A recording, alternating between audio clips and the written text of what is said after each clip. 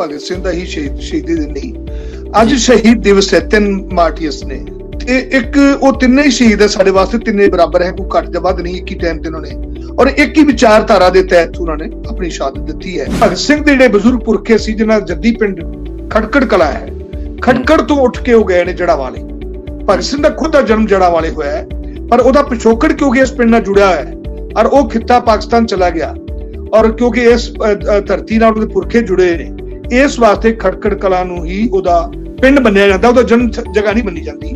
ਭਗਤ ਸਿੰਘ ਦੇ ਸਾਥੀ ਬੱਚੇ ਸਨ ਸ਼ਿਵਰਮਾ, ਕਾਲਾ ਪਾਣੀ ਭੁਗਤ ਕੇ ਆਏ ਪੰਡਿਤ ਕਿਸ਼ੋਰੀ ਲਾਲ ਪੰਜਾਬ ਤੋਂ ਸਨ, ਜਿਨ੍ਹਾਂ ਨੂੰ ਨਾਬਾਲਿਗ ਹੋਣ ਕਰਕੇ, ਕਿਉਂਕਿ ਉਹ ਤੇ ਸੁਖਦੇਵ ਇਕੱਠੇ ਫੜੇ ਗਏ ਸੀ, ਤੇ ਉਹਨਾਂ ਨਾਲ ਸਾਨੂੰ ਰਹਿਣ ਦਾ, ਉਹਨਾਂ ਨਾਲ ਵਿਚਰਨ ਦਾ, ਉਹਨਾਂ ਕੋਲ ਸਿੱਖਣ ਦਾ, ਉਹਨਾਂ ਕੋਲ ਜਾਣਨ ਦਾ ਬਹੁਤ ਮੌਕਾ ਮਿਲਿਆ। 1919 ਜਿਹੜਾ ਜਲਿਆਂਵਾਲਾ ਬਾਗ ਹੈ, ਉਹ ਜਲਿਆਂਵਾਲੇ ਬਾਗ ਦੇ ਕਾਂਡ ਨੇ ਪੂਰੇ ਹਿੰਦੁਸਤਾਨ ਦੀ ਰਾਜਨੀਤੀ 'ਚ ਬਹੁਤ ਵੱਡੀ ਤਬਦੀਲੀ ਲਿਆਂਦੀ। ਭਗਤ ਸਿੰਘ ਇੱਕ ਸਟੈਪ ਉਹਨਾਂ ਤੋਂ ਅੱਗੇ ਲੈ ਕੇ ਆਇਆ, ਨਕਸ਼ਾ ਦਿੱਤਾ ਹੈ ਕਿ ਆਜ਼ਾਦ ਹਿੰਦੁਸਤਾਨ ਹੋਏਗਾ ਕੀ, ਜਿਹਦੇ ਸਾਰੇ ਬਰਾਬਰ ਹੋਣਗੇ। ਭਗਵੰਤ ਮਾਨ ਇਹ ਕੰਮ ਹੋਰ ਕਰਦੇ ਕਿ ਜਿਹੜੀ ਭਗਤ ਸਿੰਘ ਦੀਆਂ ਡਾਇਰੀਆਂ ਜਾਂ ਭਗਤ ਸਿੰਘ ਦੇ ਥਾਟਸ ਹੈ, ਜੋ ਲਿਖਿਆ ਹੈ, ਉਹਨੂੰ ਸਿਲੇਬਸ ਹੋਰ ਲਾ ਦੇ ਤੇ ਉਹ ਵਿਚਾਰਾਂ ਨੂੰ ਸ਼ਾਮਲ ਕਰ ਲਿਆ ਜਾਏ।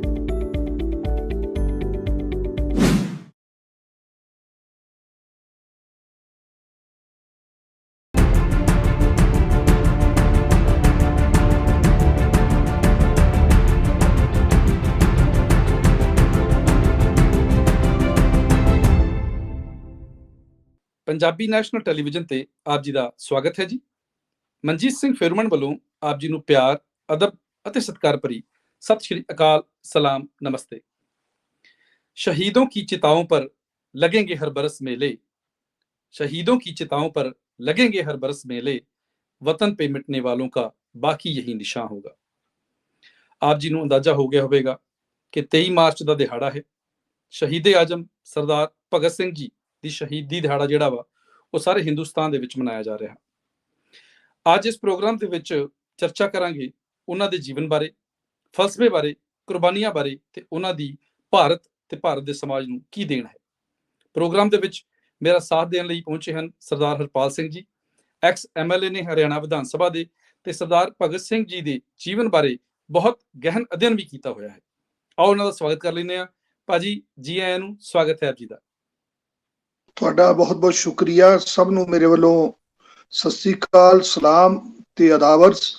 मेरे सुनने वाले मेरे दोस्तों जिहड़े व्यूअर्स ने देख रहे हैं मैनू, मैं सब नूं मेरे वालों शुभकामनावां भी, क्योंकि भगत सिंह दे जिहदे उत्ते चर्चा करन जा रहे असीं जी, ਉਹਨੂੰ ਅਸੀਂ ਉਸ ਦਿਨ ਨੂੰ ਉਸ ਰੂਪ 'ਚ ਸ਼ਹਾਦਤ ਦੇ ਰੂਪ 'ਚ ਮਨਾਉਣੇ ਤੇ ਇੱਕ ਵੱਡੀ ਸੈਲੀਬ੍ਰੇਸ਼ਨ ਹੈ ਕਿ ਦੁਨੀਆ ਵਿੱਚ, ਹਿੰਦੁਸਤਾਨ ਵਿੱਚ ਇੱਕ ਨਵੀਂ ਸੋਚ ਦਾ ਆਗਾਜ਼ ਹੈ। ਇਸ ਵਾਸਤੇ ਮੈਂ ਇਸ ਦਿਨ ਨੂੰ, ਦਿਹਾੜੇ ਨੂੰ ਸ਼ੁਭ ਦਿਹਾੜੇ ਦੇ ਤੌਰ ਤੇ ਵੀ ਕਹਾਂਗਾ ਕਿ ਸ਼ਹਾਦਤ ਦਾ ਦਿਹਾੜਾ ਹੀ ਨਹੀਂ ਹੈ ਸਿਰਫ, ਇਹ ਸਾਡੀ ਸੋਚ ਨੂੰ ਪਰਿਵਰਤਨ ਦਾ ਦਿਹਾੜਾ ਵੀ ਮੰਨਦੇ ਹਾਂ।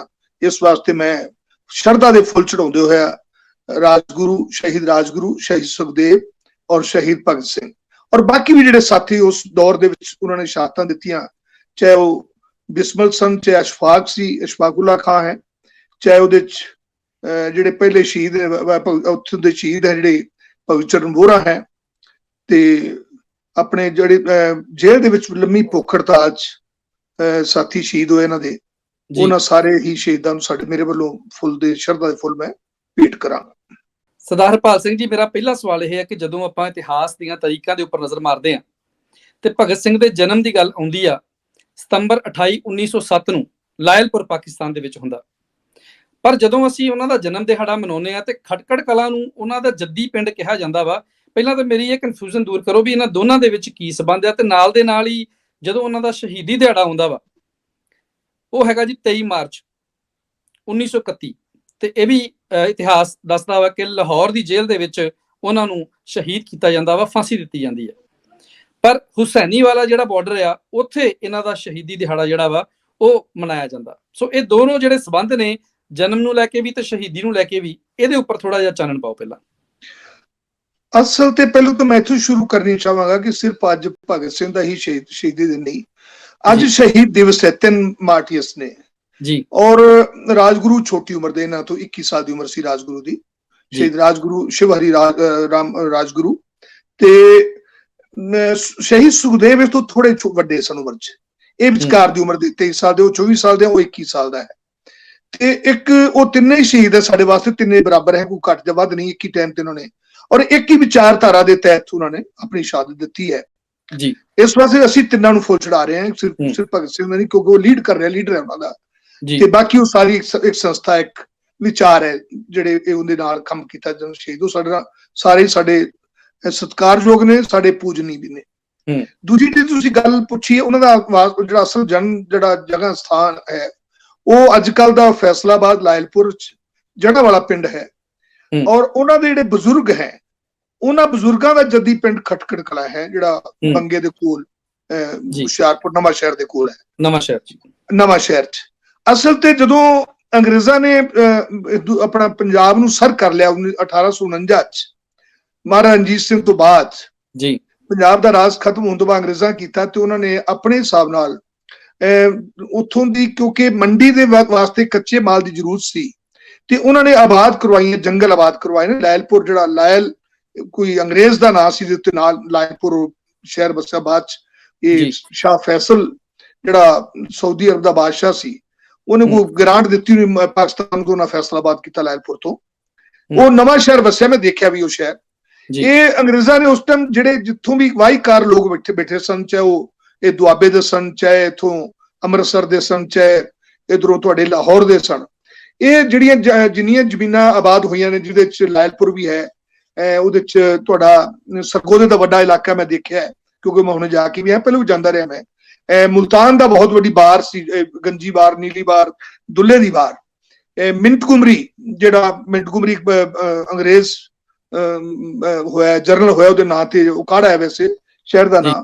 ਇਹ ਸਾਰੀਆਂ 12 ਆਬਾਦ ਕਰਵਾਈਆਂ, ਔਰ ਵਾਹੀਕਾਰਾਂ ਨੂੰ ਲੈ ਗਿਆ ਜਿਹੜੇ ਪਹਿਲਾਂ ਖੇਤੀ ਕਰਨ ਜਾਣਦੇ ਸੀ। ਤੇ ਭਗਤ ਸਿੰਘ ਦੇ ਜਿਹੜੇ ਬਜ਼ੁਰਗ ਪੁਰਖੇ ਸੀ, ਜਿਹਨਾਂ ਜੱਦੀ ਪਿੰਡ ਖਟਕੜ ਕਲਾਂ ਹੈ, ਖਟਕੜ ਤੋਂ ਉੱਠ ਕੇ ਉਹ ਗਏ ਨੇ ਜੜਾ ਵਾਲੇ। ਭਗਤ ਸਿੰਘ ਦਾ ਖੁਦ ਦਾ ਜਨਮ ਜੜਾ ਵਾਲੇ ਹੋਇਆ ਹੈ, ਪਰ ਉਹਦਾ ਪਿਛੋਕੜ ਕਿਉਂਕਿ ਇਸ ਪਿੰਡ ਨਾਲ ਜੁੜਿਆ ਹੋਇਆ ਹੈ, ਔਰ ਉਹ ਖਿੱਤਾ ਪਾਕਿਸਤਾਨ ਚਲਾ ਗਿਆ, ਔਰ ਕਿਉਂਕਿ ਇਸ ਧਰਤੀ ਨਾਲ ਉਹਦੇ ਪੁਰਖੇ ਜੁੜੇ ਨੇ, ਇਸ ਵਾਸਤੇ ਖਟਕੜ ਕਲਾਂ ਨੂੰ ਹੀ ਉਹਦਾ ਪਿੰਡ ਮੰਨਿਆ ਜਾਂਦਾ। ਉਹਦਾ ਜਨਮ ਜਗ੍ਹਾ ਨਹੀਂ ਮੰਨੀ ਜਾਂਦੀ, ਉਹਦਾ ਜੱਦੀ ਪਿੰਡ ਕਹਿੰਦੇ ਨੇ। ਜਨਮ ਸਥਾਨ ਉਹਦਾ ਜੜਾ ਵਾਲਾ ਹੀ ਪਾਕਿਸਤਾਨ ਚ, ਉਹ ਜਿਹੜਾ ਫੈਸਲਾਬਾਦ ਚ ਹੈ। ਇਹ ਤਾਂ ਮੈਨੂੰ ਕਲੀਅਰ ਕਰਨਾ ਚਾਹੁੰਦਾ। ਦੂਜੀ ਜਿਹੜੀ ਤੁਸੀਂ ਗੱਲ ਕਹੀ ਹੈ ਕਿ ਫਾਂਸੀ ਤੇ ਲਾਹੌਰ ਚ ਲੱਗੀ ਹੈ, ਹੁਸੈਨੀ ਵਾਲਾ ਨਾਲ ਕੀ ਉਹਦਾ ਤਾਲੁਕ ਹੈ? ਕਿਉਂਕਿ ਫਾਂਸੀ ਦਾ ਤਾਰੀਖ ਜਿਹੜੀ ਸੀ 24 ਮਾਰਚ ਸੀ, ਔਰ ਮੇਰੇ ਖਿਆਲ ਅੰਗਰੇਜ਼ਾਂ ਨੇ ਆਪਣੇ ਰਾਜ ਦੇ ਵਿੱਚ ਖੁਦ ਦੇ ਬਣਾਏ ਕਾਨੂੰਨ ਕਾਫੀ ਤੋੜੇ ਹੈ। ਜਿਵੇਂ ਅਗਰ ਕਰਤਾਰ ਸਿੰਘ ਸਰਾਭਾ ਦੀ ਫਾਂਸੀ ਨੂੰ ਦੇਖੋ, ਉਹ ਜੱਜਮੈਂਟ ਨੂੰ ਪੜ੍ਹੋ, ਤੇ ਵਕੀਲਾਂ ਨੇ ਜਿਹੜਾ ਕੀਤੀ ਕਿ ਨਾਬਾਲਗ ਹੈ, ਇਹਨੂੰ ਫਾਂਸੀ ਨਹੀਂ ਦਿੱਤੀ ਜਾ ਸਕਦੀ, ਔਰ ਉਹਨਾਂ ਕਿਹਾ ਨਹੀਂ ਹੈ, ਜੋ ਇਹਦਾ ਕਿਰਦਾਰ ਹੈ ਉਹ ਨਾਬਾਲਗ ਆਦਮੀ ਨਹੀਂ ਨਿਭਾ ਸਕਦਾ, ਇਸ ਵਾਸਤੇ ਉਹਨਾਂ ਨੇ ਉਹ ਬਰਥ ਸਰਟੀਫਿਕੇਟ ਨੂੰ ਮੰਨਿਆ, ਉਹਨੂੰ ਫਾਂਸੀ ਸਜ਼ਾ ਦਿੱਤੀ। ਜਿਹੜਾ ਘੱਟ ਉਮਰ ਸੀ, 2 ਆਦਮੀ ਹੋਏ, ਤੇ ਆਪਣੇ ਬੰਗਾਲ ਤੋਂ ਸਨ, ਇੱਕ ਕੇਸ ਸਨ, 2 ਹਨ ਜਿਹੜੇ ਛੋਟੀ ਉਮਰ ਦੇ ਨਾਬਾਲਗ ਨੂੰ ਫਾਂਸੀ ਦਿੱਤੀ ਅੰਗਰੇਜ਼ਾਂ ਨੇ। ਇਸੇ ਤਰ੍ਹਾਂ ਜਿਹੜੀ 24 ਮਾਰਚ, ਕਿਉਂਕਿ ਭਗਤ ਸਿੰਘ ਦੀ ਫਾਂਸੀ ਦੀ ਤਾਰੀਖ ਤੈਅ ਹੋਣ ਤੋਂ ਪਹਿਲੋਂ, ਇਹਨਾਂ ਸ਼ਹੀਦਾਂ ਦੀ ਜਿਹੜੀ ਡੇਟ ਤੈਅ ਹੋਣ ਤੋਂ ਪਹਿਲੋਂ, ਇਹ ਮੁਕੱਦਮਾ ਇੰਨਾ ਕੁ ਆਪਣਾ ਅਸਰ ਅੰਦਾਜ਼ ਹੋ ਚੁੱਕਿਆ ਸੀ ਹਿੰਦੁਸਤਾਨ ਦੀ ਜਨਤਾ ਚ, ਕਿ ਤੁਹਾਨੂੰ ਹੈਰਾਨੀ ਹੋਏਗੀ ਕਿ 1930-31 ਜਦੋਂ ਸੰਪੂਰਨ ਆਜ਼ਾਦੀ ਦਾ ਨਾਰਾ ਲਾਹੌਰ ਚ ਉੱਠਦਾ ਹੈ, ਕਾਂਗਰਸ ਦਾ ਅਧਿਵੇਸ਼ਨ ਹੋ ਰਿਹਾ ਉੱਥੇ ਉਹਨੂੰ ਪਾਸ ਕਰਨਾ ਪਿਆ, ਗਾਂਧੀ ਨੂੰ ਮਜਬੂਰ ਹੋਣਾ ਪਿਆ। ਔਰ ਇੰਨਾ ਵੱਡਾ ਪ੍ਰਭਾਵ ਸੀ ਕਿ ਗਾਂਧੀ ਦੇ ਬਰਾਬਰ ਦਾ ਲੀਡਰ ਬਣ ਚੁੱਕੇ ਸੀ ਇਹ ਜਿਹੜੇ ਲੋਕ ਸਨ, ਭਗਤ ਸਿੰਘ ਦੀ ਲੀਡਰਸ਼ਿਪ ਜਿਹੜੇ ਲੜ ਰਹੇ ਸਨ ਆਜ਼ਾਦੀ ਦੀ ਲੜਾਈ। ਤੇ ਇਸ ਵਾਸਤੇ ਡਰ ਸੀ ਅੰਗਰੇਜ਼ਾਂ ਨੂੰ, ਨਾ ਸਿਰਫ ਰਾਤ ਨੂੰ ਫਾਂਸੀ ਦਿੱਤੀ ਗਈ ਪਹਿਲੀ ਰਾਤ ਸ਼ਾਮ ਨੂੰ, ਬਲਕਿ ਜੇਲ੍ਹ ਦੇ ਮੁੱਖ ਦਰਵਾਜ਼ੇ ਚੋਂ ਲਾਸ਼ਾਂ ਨਹੀਂ ਕੱਢੀਆਂ ਗਈਆਂ, ਜੇਲ੍ਹ ਦੀ ਕੰਧ ਨੂੰ ਤੋੜ ਕੇ ਵਿੱਚੋਂ ਟਰੱਕ ਚ ਲੈ ਕੇ ਉਹਦਾ ਸੰਸਕਾਰ, ਉਹ ਜਿਹੜੀਆਂ ਡੈਡ ਬੋਡੀ ਸੀ, ਸਰੀਰ ਜਿਹੜੇ ਮ੍ਰਿਤ ਸਰੀਰ ਸੀ, ਉਹ ਪਰਿਵਾਰਾਂ ਨੂੰ ਨਾ ਦੇ ਕੇ ਉਹਨਾਂ ਨੂੰ ਹੁਸੈਨੀ ਵਾਲਾ ਇੱਕ ਜਗ੍ਹਾ ਹੈ ਜਿੱਥੋਂ ਸਤਲੁਜ ਦਰਿਆ ਅੱਜ ਕੱਲ ਪਾਕਿਸਤਾਨ ਚ ਕ੍ਰੋਸ ਕਰਦਾ, ਉਦੋਂ ਹਿੰਦੁਸਤਾਨ ਪਾਕਿਸਤਾਨ ਇਕੱਠੇ ਸਨ, ਪੰਜਾਬ ਦੀ ਧਰਤੀ ਇਕੱਠੀ ਸੀ। ਇਹ ਫਿਰੋਜ਼ਪੁਰ ਤੋਂ 10-12 ਕਿਲੋਮੀਟਰ ਕਸੂਰ ਵਾਲੀ ਸਾਈਡ ਨੂੰ ਹੈ। ਉੱਥੇ ਹੁਸੈਨੀ ਵਾਲਾ ਜਾ ਕੇ ਰਾਤ ਨੂੰ ਉਹਨਾਂ ਲਾਸ਼ਾਂ ਦਾ ਸੰਸਕਾਰ ਕਰਨ ਦੇ, ਜਿਵੇਂ ਜਿਵੇਂ ਲੋਕਾਂ ਨੂੰ ਪਤਾ ਲੱਗਿਆ ਕਿ ਅੰਗਰੇਜ਼ ਇਸ ਤਰ੍ਹਾਂ ਡੈਡ ਬੋਡੀ ਨੂੰ ਲੈ ਕੇ ਚਲੇ ਗਏ ਹੋਏ ਨੇ ਰਾਤ ਨੂੰ, ਕਿਉਂਕਿ ਜਿਸ ਟਾਈਮ ਫਾਂਸੀ ਲੱਗੀ ਉਹ ਦਰਵਾਜ਼ੇ ਬੰਦ ਕਰ ਦਿੱਤੇ, ਕਿਉਂਕਿ ਜਿਹੜੇ ਭਗਤ ਸਿੰਘ ਦੇ ਸਾਥੀ ਉਸ ਟਾਈਮ ਜੇਲ੍ਹ ਵਿੱਚ ਸਨ ਜਿਸ ਟਾਈਮ ਫਾਂਸੀ ਹੋਈ, ਬਾਕੀ ਜਿਹੜੇ ਦੋਸਤ ਨਾਲ, ਕਿਉਂਕਿ ਇਹ ਮੁਕੱਦਮਾ ਸਿਰਫ 3 ਆਦਮੀਆਂ ਤੇ ਨਹੀਂ ਚੱਲ ਰਿਹਾ ਸੀ ਜੀ, ਇਹ ਮੁਕੱਦਮਾ ਉਸ ਟਾਈਮ ਕੋਈ 15-20 ਨੌਜਵਾਨਾਂ ਇੱਕ ਗਰੁੱਪ ਸੀ। ਮੈਨੂੰ ਤਾਂ ਦੱਸਿਆ ਕਿ 3 ਸ਼ਹੀਦ ਨਹੀਂ ਹੈ, ਉਹ ਜਿਹੜੇ ਦੂਜੇ ਦੇ ਨਾਲ ਦੇ ਸੀ ਜਿਹਨਾਂ ਨੂੰ ਕਾਲਾ ਪਾਣੀ ਵੀ ਹੋਈ, ਕੋਈ ਸਾਥੀ ਕਾਲਾ ਪਾਣੀ ਚਲੇ ਗਏ, ਕੁਝ ਜਿਹੜੇ ਜਿਹਨੂੰ ਘੱਟ ਸਜ਼ਾ ਸੀ ਜੇਲ੍ਹ ਸੀ, ਜਿਸ ਤੋਂ ਰਾਤ ਸ਼ਾਮ ਨੂੰ ਜੇਲ੍ਹ ਚੋਂ ਕੱਢਿਆ ਗਿਆ ਕੋਠੜੀਆਂ ਚੋਂ ਤੇ ਨਾਰੇ ਲੱਗਣੇ ਸ਼ੁਰੂ ਹੋਏ ਤੇ ਉਹਦਾ ਰਿਸਪੌਂਸ ਹੋਣਾ ਸ਼ੁਰੂ ਹੋਇਆ ਪੂਰੇ ਆਸੇ-ਪਾਸੇ, ਜਿਹੜੇ ਜੇਲ੍ਹ ਦੇ ਆਸੇ-ਪਾਸੇ ਆਬਾਦੀਆਂ ਸੀ, ਕਿਉਂਕਿ ਇਹ ਮੁਕੱਦਮਾ ਇੰਨਾ ਤੁਹਾਨੂੰ ਦੱਸਿਆ ਕਿ ਦੇਸ਼ ਦਾ ਜਾ ਚੁੱਕਿਆ ਸੀ, ਪ੍ਰਚਾਰ ਹੋ ਚੁੱਕਿਆ ਸੀ। ਲਾਹੌਰ 'ਚ ਪਤਾ ਲੱਗ ਗਿਆ ਕਿ ਕੋਈ ਘਟਨਾ ਹੋਣ ਜਾ ਰਹੀ ਹੈ। ਜੋ ਪਤਾ ਲੱਗਿਆ, ਲਾਹੌਰ ਜਿਹੜਾ ਹੈ ਉਹ ਜੇਲ੍ਹ ਦੇ ਸਾਹਮਣੇ ਇਕੱਠਾ ਹੋਣਾ ਸ਼ੁਰੂ ਹੋ ਗਿਆ। ਉਹਨਾਂ ਨੇ ਬੈਕ ਡੋਰ ਤੋਂ ਕੱਢਣਾ ਸ਼ੁਰੂ ਕੀਤਾ, ਉਹਨੂੰ ਆਪਣਾ ਕੱਢ ਕੇ ਲੈ ਗਏ ਔਰ ਲੋਕਾਂ ਨੇ ਫਿਰ ਪਿੱਛਾ ਕੀਤਾ ਜੋ ਪਤਾ ਲੱਗਿਆ ਉਹਨਾਂ ਨੂੰ। ਤੇ ਇਹ ਜਿਵੇਂ ਦੱਸਿਆ ਗਿਆ ਹੈ ਕਿ ਉਹ ਲਾਸ਼ਾਂ ਨੂੰ ਟੁਕੜੇ ਕੱਟ ਕੇ ਤੇ ਉੱਥੇ ਤੇਲ ਪਾ ਕੇ ਉਹਨੂੰ ਜਲਦਬਾਜ਼ੀ ਚਲਾਉਣ ਦੀ ਕੋਸ਼ਿਸ਼ ਕੀਤੀ।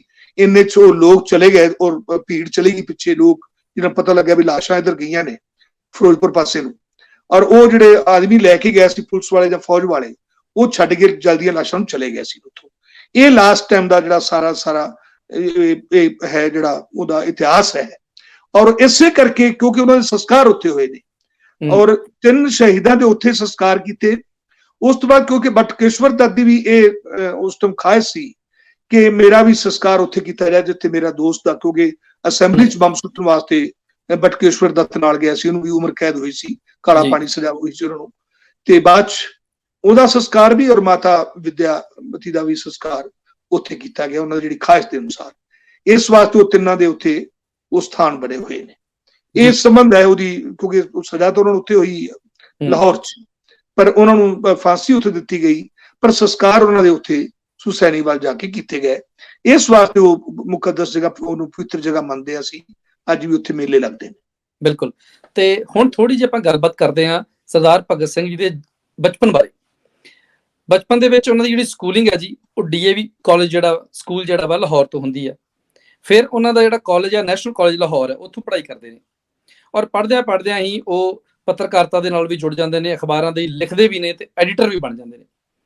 ਫਿਰ ਜਦੋਂ ਸਾਈਮਨ ਕਮਿਸ਼ਨ ਆਉਂਦਾ ਵਾ 1927 ਦੇ ਵਿੱਚ, ਤੇ ਉਸ ਸਮੇਂ ਦੇ ਜਿਹੜੇ ਵੱਡੇ ਅੰਦੋਲਨਕਾਰੀ ਸੀਗੇ ਲਾਲਾ ਲਾਜਪਤ ਰਾਏ, ਉਹਨਾਂ ਦੇ ਉੱਪਰ ਲਾਠੀ ਚਾਰਜ ਹੁੰਦਾ ਵਾ ਤੇ ਉਸ ਦਰਮਿਆਨ ਉਹਨਾਂ ਦੀ ਮੌਤ ਵੀ ਹੋ ਜਾਂਦੀ ਹੈ।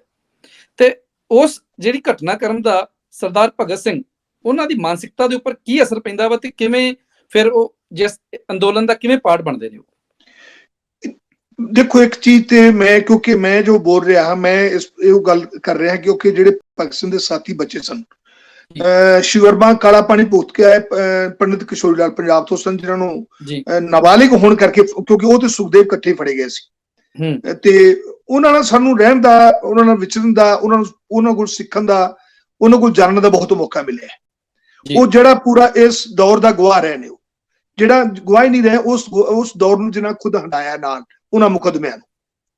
ਇਸ ਵਾਸਤੇ ਜਿਹੜਾ ਸਾਈਮਨ ਕਮਿਸ਼ਨ 1927 ਚ ਆਉਂਦਾ ਹੈ, ਉਹ ਜਾਂ ਸ਼ਿਵਰਮਾ ਨੇ ਜਿਹੜਾ ਲਿਖਿਆ ਸ਼ਹੀਦਾਂ ਦੇ ਅੰਗ ਸੰਗ ਪੰਜਾਬੀ ਚ, ਉਹ ਜਿਹੜੀਆਂ ਜੀਵਨੀਆਂ ਲਿਖੀਆਂ ਉਹਨੇ ਸ਼ਿਵਰਮਾ ਨੇ ਕਿ ਇਹ ਲੋਕ ਮੈਨੂੰ ਕਿਵੇਂ ਮਿਲੇ, ਅਸੀਂ ਇਕੱਠੇ ਕਿਵੇਂ ਹੋਏ, ਸਾਡੀਆਂ ਕੀ ਨੇਚਰ ਕੀ ਸੀ, ਸੁਭਾਅ ਕੀ ਸੀ। ਬੜੀ ਕਲਾਸੀਕਲ ਕਿਤਾਬ ਹੈ।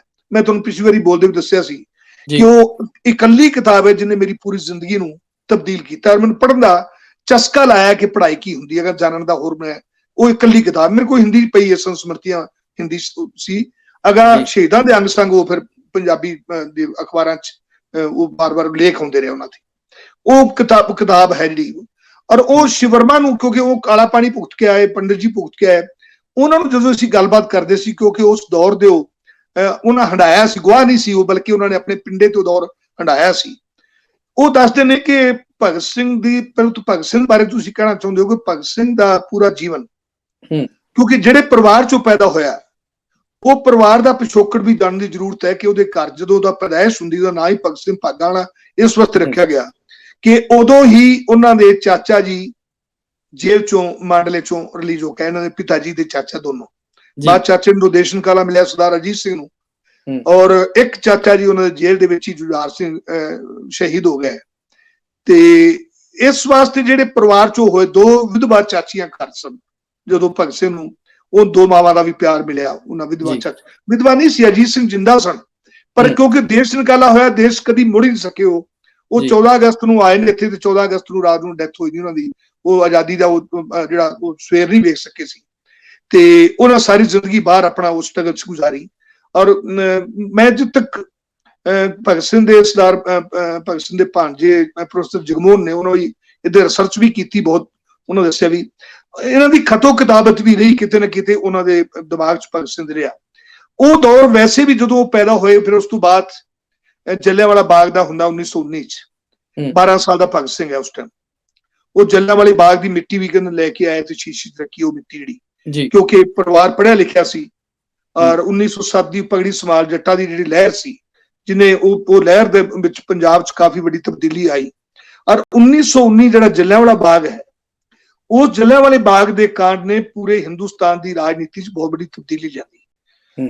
ਉਸ ਤੋਂ ਪਹਿਲਾਂ ਜਿਹੜਾ ਗਦਰ ਪਾਰਟੀ ਦੇ ਲੋਕਾਂ ਦਾ ਪ੍ਰਭਾਵ ਸੀ 1911, 12, 13, 14 ਦਾ ਦੌਰ ਹੈ, ਜਦੋਂ ਇਹ ਨੌਜਵਾਨ 7 ਸਾਲ ਦਾ ਸੀ, 8 ਸਾਲ ਦਾ, ਜਦੋਂ ਫਾਂਸੀਆਂ ਲੱਗ ਰਹੀਆਂ ਸੀ ਗਦਰੀ ਬਾਬਿਆਂ ਨੂੰ ਜੀ। ਔਰ ਉਹ ਘਰ 'ਚ ਜਿਹੜਾ ਮਾਹੌਲ ਹੈ ਉਹ ਵੀ ਅਸਰ ਕਿਤੇ ਨਾ, ਕਿਉਂਕਿ ਜੋ ਅਸੀਂ ਜਾਣਿਆ ਹੈ ਕਿ ਭਗਤ ਸਿੰਘ ਦੀ ਆਪਣੇ ਜੇਬ ਵਿੱਚ, ਆਪਣੇ ਉਸ ਪਰਸ ਵਿੱਚ ਉਹਦੀ ਫੋਟੋ ਹੁੰਦੀ ਸੀ ਕਰਤਾਰ ਸਿੰਘ ਸਰਾਭਾ ਦੀ, ਕਰਤਾਰ ਸਿੰਘ ਸਰਾਭਾ ਦੀ। ਉਹਦਾ ਕਿੰਨਾ ਅਸਰ ਹੋਏਗਾ ਤੁਸੀਂ ਅੰਦਾਜ਼ਾ ਕਰੋ। ਫਿਰ ਇੱਕ ਚੀਜ਼ ਦੁਨੀਆ 'ਚ ਹੋਰ ਬੜੇ ਪਰਿਵਰਤਨ ਹੋ ਰਹੇ ਨੇ। ਜਦੋਂ ਗਦਰ ਪਾਰਟੀ ਆਈ ਹੈ, ਉਦੋਂ ਫਸਟ ਵਰਲਡ ਵਾਰ ਸ਼ੁਰੂ ਹੋਈ ਹੈ, ਪਹਿਲੀ ਜੰਗ ਸ਼ੁਰੂ ਹੋਈ ਹੈ। ਔਰ ਉਹ ਆਏ ਇਸ ਵਾਸਤੇ ਸੀ ਕਿ ਅੰਗਰੇਜ਼ ਆਪਣੀ ਕਲੋਨੀਆਂ ਬਚਾਉਣ ਵਾਸਤੇ ਉਲਝੇ ਹੋਏ ਨੇ, ਤੇ ਤੁਸੀਂ ਹਿੰਦੁਸਤਾਨ ਜਾ ਕੇ ਅਗਰ ਫੌਜ 'ਚ ਅਸੀਂ ਬਗਾਵਤ ਕਰਵਾ ਲਈਏ ਤੇ ਸ਼ਾਇਦ ਹਿੰਦੁਸਤਾਨ ਦੀ ਆਜ਼ਾਦੀ ਮਿਲ ਜਾਏ, ਜਿਹਦੇ ਉਹਨਾਂ ਬਹੁਤ ਵੱਡੀਆਂ ਕੁਰਬਾਨੀਆਂ ਦਿੱਤੀਆਂ। ਸਭ ਤੋਂ ਜ਼ਿਆਦਾ ਫਾਂਸੀਆਂ ਗਦਰ ਪਾਰਟੀ ਦੇ ਦੌਰ 'ਚ ਲੱਗੀਆਂ, ਗਦਰੀ ਬਾਬਿਆਂ ਨੂੰ ਲੱਗੀਆਂ, ਉਮਰ ਕੈਦਾਂ ਵੀ ਉਹਨਾਂ ਨੇ ਭੁਗਤੀਆਂ ਸਭ ਤੋਂ ਜ਼ਿਆਦਾ। ਉਹਦਾ ਅਸਰ ਬਹੁਤ ਸੀ। ਇਹਨਾਂ ਦੌਰ ਦੇ ਵਿੱਚ ਇੱਕ ਵੱਡੀ ਘਟਨਾ ਹੋਰ ਹੋ ਚੁੱਕੀ ਹੈ, ਇਹ 1917 ਦਾ ਰੂਸ ਦਾ ਇਨਕਲਾਬ, ਜਿਹਨੇ ਨਾ ਸਿਰਫ ਇਹਨਾਂ ਕ੍ਰਾਂਤੀਕਾਰੀਆਂ ਨੂੰ ਇੱਕ ਨਵੀਂ ਸੇਧ ਦਿੱਤੀ, ਪੂਰੀ ਦੁਨੀਆ ਦੇ ਵਿੱਚ ਜਿਹੜੀਆਂ ਕੌਮਾਂ ਲੜ ਰਹੀਆਂ ਸੀ ਆਪਣੀ ਆਜ਼ਾਦੀ ਦੀ, ਕਲੋਨੀਅਲ ਜਿਹਨੂੰ ਵਾਰ ਕਹਿੰਦੇ ਨੇ। ਮੈਨੂੰ ਬੜਾ ਅਫਸੋਸ ਹੁੰਦਾ, ਮੈਂ ਕੱਲ ਦੇਖ ਰਿਹਾ ਸੀ BBC ਵਾਲੇ ਕਿੰਨੇ ਝੂਠ ਬੋਲਦੇ ਨੇ ਆ ਯੂਕਰੇਨ ਵਾਰ ਦੇ। ਉਹ ਵੱਡੇ ਪਰਿਵਰਤਨ ਦੱਸ ਰਹੇ ਨੇ ਅਲੱਗ ਲੜਾਈਆਂ ਨੂੰ, ਉਹਦੇ ਚ 1917 ਨੂੰ ਵੱਡਾ ਪਰਿਵਰਤਨ ਨਹੀਂ ਦੱਸ ਰਿਹਾ। 1917 ਨੇ ਨਾ ਸਿਰਫ ਰੂਸ ਨੂੰ ਲਿਬਰੇਟ ਕੀਤਾ ਹੈ, ਬਲਕਿ ਦੁਨੀਆ ਦੀਆਂ ਜਿਹੜੀਆਂ ਕੌਮਾਂ ਲੜ ਰਹੀਆਂ ਸੀ, ਜਿਹੜੀਆਂ ਦਬੀਆਂ ਕੁਚਲੀਆਂ ਕੌਮਾਂ ਸੀ, ਉਹਨਾਂ ਚ ਇੱਕ ਨਵਾਂ ਹੌਸਲਾ ਪੈਦਾ ਕੀਤਾ ਕਿ ਅਗਰ ਉੱਥੋਂ ਦੇ ਮਜ਼ਦੂਰ ਤੇ ਕਿਸਾਨ ਇਕੱਠੇ ਹੋ ਕੇ ਉੱਥੋਂ ਦੀ ਜਾਰਸ਼ਾਹੀ ਸਾਮਰਾਜ ਨੂੰ ਉਖਾੜ ਸਕਦੇ ਨੇ, ਤੇ ਤੁਸੀਂ ਵੀ ਵਿਦੇਸ਼ੀ ਸਾਮਰਾਜਵਾਦ ਨੂੰ ਉੱਥੋਂ ਕੱਢਿਆ ਜਾ ਸਕਦਾ ਹੈ। ਇੱਕ ਨਵੀਂ ਸੇਧ ਪੂਰੀ ਹਿੰਦੁਸਤਾਨ ਨਹੀਂ, ਪੂਰੀ ਦੁਨੀਆ ਨੂੰ। ਉਹ ਲਿਬਰੇਸ਼ਨ ਮੂਵਮੈਂਟ, ਇਹ ਪੈਦਾਇਸ਼ ਵੀ ਭਗਤ ਸਿੰਘ ਵੀ ਉਸ ਦੌਰ ਚ ਅਗਾ ਵੱਡਾ ਹੋ ਰਿਹਾ, ਵਿਕਸਿਤ ਹੋ ਰਿਹਾ, ਉਹਦਾ ਪ੍ਰਭਾਵ ਹੈ। ਭਗਤ ਸਿੰਘ ਜਦੋਂ ਆਖਰੀ ਟਾਈਮ ਕਿਤਾਬ ਪੜ੍ਹ ਰਿਹਾ, ਉਹ ਤਾਂ ਲੈਨਨ ਨੂੰ ਪੜ੍ਹ ਰਿਹਾ ਨਾ ਕਿਤਾਬ, ਜਿਹੜੀ ਆਖਰੀ ਕਿਤਾਬ ਹੈ, ਜਿਹਦਾ ਪੰਨਾ ਮੋੜ ਕੇ ਦੇਖੋ ਨਾ ਕਿ ਤੁਸੀਂ ਉਹਨੂੰ ਭਗਤ ਸਿੰਘ ਤੋਂ ਪਹਿਲਾਂ ਬਹੁਤ ਵੱਡੇ ਸ਼ਹੀਦ ਦੱਸਿਆ ਕਿ ਸ਼ਹੀਦ ਕੋਈ ਛੋਟੇ ਨਹੀਂ ਹੈ, ਜਿਹਨਾਂ ਲਾਈਫ ਕੋਈ ਵੱਡਾ ਜਾਂ ਛੋਟਾ ਕੈਟਾਗਰਾਈਜ਼ ਨਹੀਂ ਕਰ ਸਕਦੇ ਸੀ। ਕੈਟਾਗਰਾਈਜ਼ ਕਰਾਂਗੇ ਤੇ ਹੋਰ ਪਹੁੰਚ ਜਾਵਾਂਗੇ। ਧਰਮ ਨਾਲ ਨਹੀਂ ਜੋੜ ਸਕਦੇ ਸੀ, ਧਰਮ ਦਾ ਤਾਂ ਲਵਾਦਾ ਗਦਰੀ ਬਾਬਿਆਂ ਲਾਤਾ ਸੀ। ਕਿਸੇ ਗਦਰੀ ਬਾਬੇ ਦੇ ਨਾਲ ਪਿੱਛੇ ਗੋਤ ਨਹੀਂ ਮਿਲੇਗੀ ਤੁਹਾਨੂੰ, ਪਿੰਡਾਂ ਦੇ ਨਾਮ ਮਿਲਣਗੇ। ਉਹਨਾਂ ਨੇ ਇਸ ਸਲਾਮ ਤੋਂ ਬਾਹਰ ਕੱਢਿਆ, ਆਪਣੇ ਆਪ ਨੂੰ ਇੱਕ ਨਵੀਂ ਦਿਸ਼ਾ ਦਿੱਤੀ। ਪਰ ਸਮਾਜਵਾਦ ਦਾ ਉਹਨਾਂ ਕੋਲ ਸੰਕਲਪ ਨਹੀਂ ਆਇਆ ਸੀ, ਉਹ ਸੰਕਲਪ ਭਗਤ ਸਿੰਘ ਦੀ ਪੀੜ੍ਹੀ ਨੂੰ ਮਿਲਿਆ। ਫਿਰ ਇਹ ਨਵਾਂ ਰਾਸਤਾ ਕੀ ਉਸਦਾ, ਆਜ਼ਾਦੀ ਦਾ ਰਸਤਾ। ਇਸੇ ਵਾਸਤੇ ਜਿਹੜਾ ਅੱਜ ਵੀ ਭਗਤ ਸਿੰਘ ਤੋਂ ਡਰਦੇ ਨੇ ਸਾਰੇ, ਕਿ ਭਗਤ ਸਿੰਘ ਨੇ ਹਿੰਦੁਸਤਾਨ ਦੀ, ਗਾਂਧੀ ਜੀ ਵੀ ਪੁੱਛਿਆ ਹੋਇਆ, ਅਦਾਲਤ ਦੇ ਵਿੱਚ ਬਿਆਨ ਹੈ, ਜਦੋਂ ਜੱਜ ਨੇ ਪੁੱਛਿਆ ਕਿ ਗਾਂਧੀ ਜੀ ਵੀ ਆਜ਼ਾਦੀ ਲੜਾਈ ਲੜ ਰਹੇ ਨੇ, ਤੁਸੀਂ ਵੀ ਆਜ਼ਾਦੀ ਲੜਾਈ ਲੜ, ਤੁਹਾਡਾ ਫਰਕ ਕੀ ਹੈ, ਫਿਰ ਤੁਸੀਂ ਕੀ ਚਾਹੁੰਦੇ ਹੋ? ਭਗਤ ਸਿੰਘ ਦਾ ਬੜਾ ਕਲੀਅਰ ਵਿਜ਼ਨ ਉੱਥੇ। ਭਗਤ ਸਿੰਘ ਪਹਿਲਾ ਬਲਕਿ ਹਿੰਦੁਸਤਾਨ ਦਾ ਆਜ਼ਾਦੀ ਘੁਲਾਟੀਆ ਹੈ ਭਗਤ ਸਿੰਘ ਦੇ ਸਾਥੀ, ਔਰ ਉਹ ਗਰੁੱਪ ਹੈ ਜਿਹੜਾ ਪੂਰਾ ਉਹ ਸੰਸਥਾ, ਉਹ ਵਿਚਾਰਧਾਰਾ, ਜਿਹਨੇ ਪਹਿਲੀ ਵਾਰੀ ਉਸ ਤੋਂ ਪਹਿਲਾਂ ਆਜ਼ਾਦੀ ਲੜਾਈ ਲੜੀ ਜਾ ਰਹੀ ਹੈ।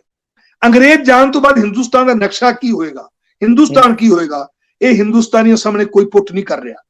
ਅੰਗਰੇਜ਼ ਚਲੇ ਜਾਣਗੇ, ਅੰਗਰੇਜ਼ ਆਉਣ ਤੋਂ ਬਾਅਦ ਹਿੰਦੁਸਤਾਨ ਕੀ, ਅੰਗਰੇਜ਼ ਜਦੋਂ ਆਏ ਸੀ ਉਹ ਹਿੰਦੁਸਤਾਨ ਹੋਏਗਾ। ਜਦੋਂ ਆਇਆ ਸੀ ਹਿੰਦੁਸਤਾਨ ਤੇ ਇਹੋ ਜਿਹਾ ਸੀ ਨਹੀਂ, ਪੰਜਾਬ ਅੱਡ ਸੀ, ਫਿਰ ਰਿਆਸਤਾਂ ਸੀ ਹਿੰਦੁਸਤਾਨ ਚ ਨਿਰੀਆਂ ਹੀ। ਫਿਰ ਜਿਹੜੇ ਇੱਥੋਂ ਦੇ ਨਵੀਂ ਕਲਾਸ ਪੈਦਾ ਹੋਈ ਹੈ ਉਸ ਤੋਂ ਅੰਗਰੇਜ਼ ਆਉਣ ਤੋਂ ਬਾਅਦ, ਜਿਹਨੂੰ ਵਰਕਿੰਗ ਕਲਾਸ ਕਹਿੰਦੇ, ਕਾਰਖਾਨਾ ਆਇਆ, ਉਹਨਾਂ ਦਾ ਕੀ ਹਾਲ ਹੋਏਗਾ, ਉਹਨਾਂ ਵਾਸਤੇ ਹਿੰਦੁਸਤਾਨ ਆਜ਼ਾਦੀ ਚ ਕੀ ਹੋਏਗਾ। ਜਿਹੜੇ ਰਾਜੇ ਰਜਵਾੜੇ ਨੇ, ਜ਼ਮੀਂਦਾਰ ਨੇ, ਵੱਡੇ ਵੱਡੇ ਜਾਗੀਰਦਾਰ ਨੇ, ਉੱਥੋਂ ਦੇ ਜਿਹੜੇ ਕਿਸਾਨ, ਉਹਨਾਂ ਵਾਸਤੇ ਕੀ ਹੋਵੇਗਾ ਨਵੇਂ ਹਿੰਦੁਸਤਾਨ ਵਾਸਤੇ। ਇਹਦੇ ਵਾਸਤੇ ਸਭ ਸੰਸਥਾਵਾਂ ਚੁੱਪ ਨੇ, ਕੋਈ ਕਲੀਅਰ ਨਹੀਂ ਦੱਸ ਰਿਹਾ। ਪਹਿਲੀ ਵਾਰੀ ਭਗਤ ਸਿੰਘ ਇੱਕ ਸਟੈਪ ਉਹਨਾਂ ਤੋਂ ਅੱਗੇ ਲੈ ਕੇ ਆਇਆ, ਨਕਸ਼ਾ ਦਿੱਤਾ ਹੈ ਕਿ ਆਜ਼ਾਦ ਹਿੰਦੁਸਤਾਨ ਹੋਏਗਾ ਕੀ, ਜਿਹਦੇ ਸਾਰੇ ਬਰਾਬਰ ਹੋਣਗੇ। ਔਰ ਉਹਨੇ ਅਦਾਲਤ ਚ ਕਿਹਾ ਕਿ ਮੇਰੇ ਔਰ ਗਾਂਧੀ ਦੀ ਆਜ਼ਾਦੀ ਚ ਵੱਡਾ ਫਰਕ ਹੈ। ਗਾਂਧੀ ਆਦਮੀ ਬਦਲਣਾ ਚਾਹੁੰਦਾ, ਇੱਥੋਂ ਭੇਜਣਾ ਚਾਹੁੰਦਾ ਹੈ। ਮੈਨੂੰ ਕਿਸੇ ਰੰਗ ਨਾਲ ਨਫ਼ਰਤ ਨਹੀਂ ਹੈ, ਉਹ ਚਾਹੁੰਦਾ ਹੈ ਕਿ ਗੋਰੇ ਦੀ ਜਗ੍ਹਾ ਕਾਲਾ ਬੈਠੇ ਸੇਠ। ਮੈਂ ਚਾਹੁੰਦਾ ਕਿ ਆਦਮੀ ਦੁਆਰਾ ਆਦਮੀ ਦੀ ਲੁੱਟ ਤੇ ਇੱਕ ਰਾਸ਼ਟਰ ਦੁਆਰਾ ਰਾਸ਼ਟਰ ਦੀ ਲੁੱਟ ਖਤਮ ਕਰਨਾ ਚਾਹੁੰਦਾ। ਆਹ ਹੈ ਜਿਹੜਾ ਵਿਜ਼ਨ ਪਹਿਲੀ ਵਾਰੀ ਭਗਤ ਸਿੰਘ ਦੇ ਸਾਥੀਆਂ ਨੇ ਹਿੰਦੁਸਤਾਨੀਆਂ ਸਾਹਮਣੇ ਰੱਖਿਆ, ਜਿਹਨੂੰ ਅੱਜ ਬੁੱਤਾਂ ਵਿੱਚ ਲੁਕਾਉਣਾ ਚਾਹੁੰਦੇ ਨੇ। ਬੁੱਤ ਲਾਈ ਚੱਲੋ, ਵਿਚਾਰਧਾਰਾ ਨਾ ਦੱਸੋ, ਕਿਸੇ ਵੀ ਸਿਲੇਬਸ ਨਾਲ ਦੱਸੋ ਭਗਤ ਸਿੰਘ ਚਾਹੁੰਦਾ ਕੀ ਹੈ। ਇਹ ਉਹ ਲਿਖ ਗਿਆ, ਛੱਡ ਗਿਆ। ਇਸ ਵਾਸਤੇ ਭਗਤ ਸਿੰਘ ਦੇ ਉਸ ਵਿਚਾਰਾਂ ਨੂੰ ਇਹ ਮਾਰ ਨਹੀਂ ਸਕੇ। ਇਸ ਵਾਸਤੇ ਭਗਤ ਸਿੰਘ ਅੱਜ ਵੀ ਜਿੰਦਾ ਹੈ, ਕਿਉਂਕਿ ਭਗਤ ਸਿੰਘ ਦੇ ਵਿਚਾਰਾਂ ਨੂੰ ਇਹ ਮਾਰਨਾ ਬਹੁਤ ਮੁਸ਼ਕਿਲ ਇਹਨਾਂ ਵਾਸਤੇ। ਜਦ ਤੱਕ ਨਾ ਬਰਾਬਰੀ ਦਾ ਸਮਾਜ ਰਹੇਗਾ, ਭਗਤ ਸਿੰਘ ਉਹਨਾਂ ਤੇ ਲੋਕਾਂ 'ਚ ਜਿੰਦਾ ਰਹੇਗਾ, ਲੋਕ ਉਸ ਤੋਂ ਰਾਸਤਾ ਲੈਂਦੇ ਰਹਿਣਗੇ। ਇਸ ਵਾਸਤੇ ਜਿਹੜਾ ਤੁਸੀਂ ਕਹਿ ਰਹੇ ਸੀ ਕਿ ਭਗਤ ਸਿੰਘ ਜਦੋਂ ਇਹ ਵਿਚਾਰਧਾਰਾ ਲੈ ਕੇ ਆਏ, ਤਾਂ ਦੂਜਾ ਸਵਾਲ ਪੁੱਛਿਆ ਕਿ ਉਦੋਂ ਲਾਲਾ ਲਾਜਪਤ ਰਾਏ ਹੋਰੀ ਆਪਣਾ ਟਰੈਕ ਬਦਲ ਚੁੱਕੇ ਸੀ ਕਿ ਰਾਸ਼ਟਰ ਲੀਡਰ ਹੋਣ ਤੋਂ ਬਾਅਦ ਉਹ ਹਿੰਦੂ ਮਹਾਸਭਾ ਵੱਲ ਚਲੇ ਗਏ ਸਨ।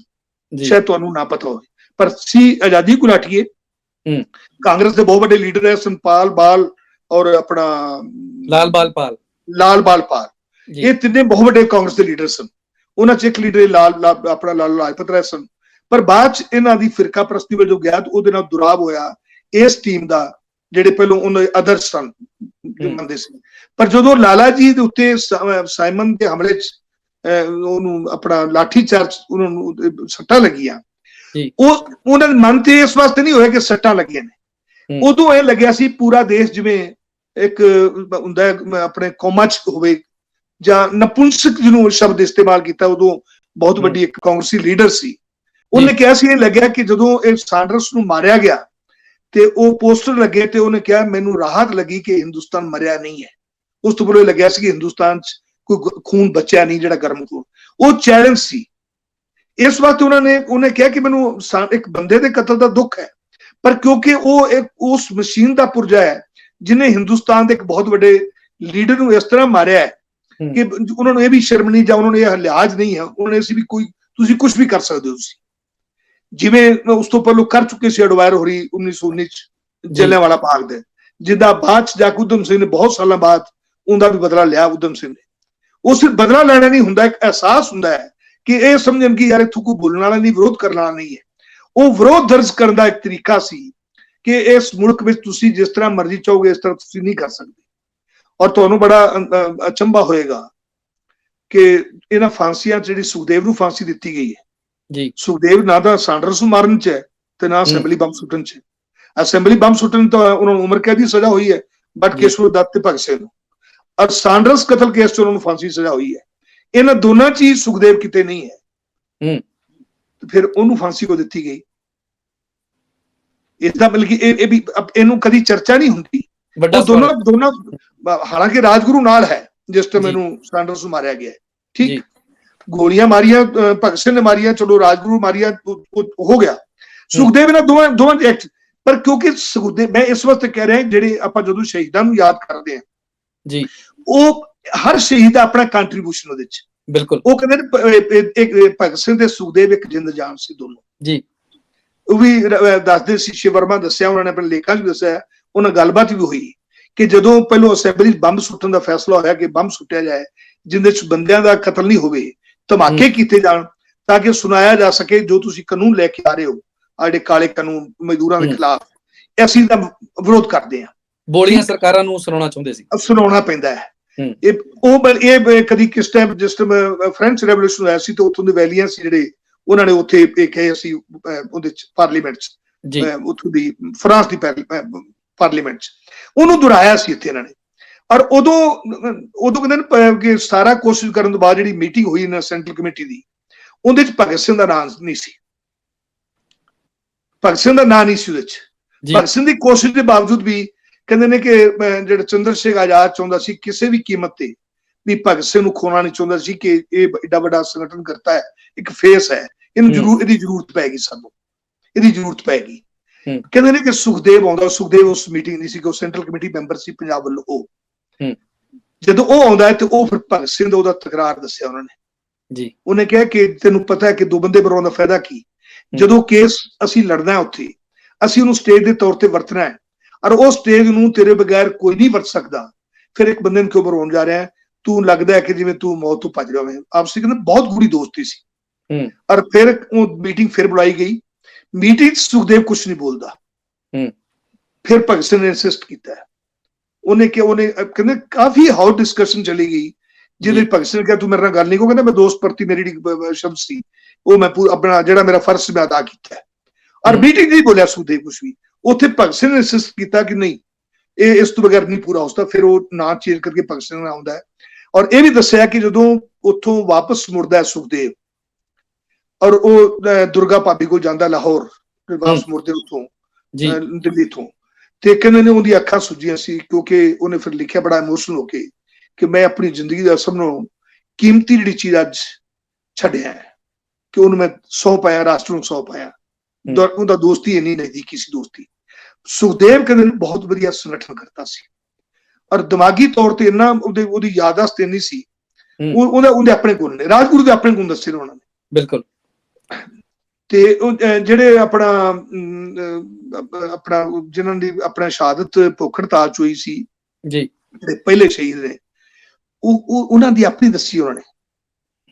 ਇਸ ਵਾਸਤੇ ਹਰ ਜਿਹੜਾ ਉੱਥੇ ਜਿਹੜਾ ਇਹ ਸੰਸਥਾ ਸੀ ਪੂਰੀ ਸਭ ਇਹ ਸਭ ਦਿਮਾਗ ਬਣਾ ਕੇ, ਔਰ ਭਗਤ ਚੰਦ ਮੋਹਰਾ ਜਿਨ੍ਹਾਂ ਦੀ ਬਾਅਦ ਸ਼ਹਾਦਤ ਹੁੰਦੀ ਹੈ, ਜੇਲ੍ਹ ਚ ਹੁੰਦੇ ਨੇ, ਉਦੋਂ ਸ਼ਹਾਦਤ ਹੁੰਦੀ ਉਹਨਾਂ ਦੀ, ਚੰਦਰ ਸ਼ੇਖਰ ਦੀ ਆਪਣੀ ਹੈ।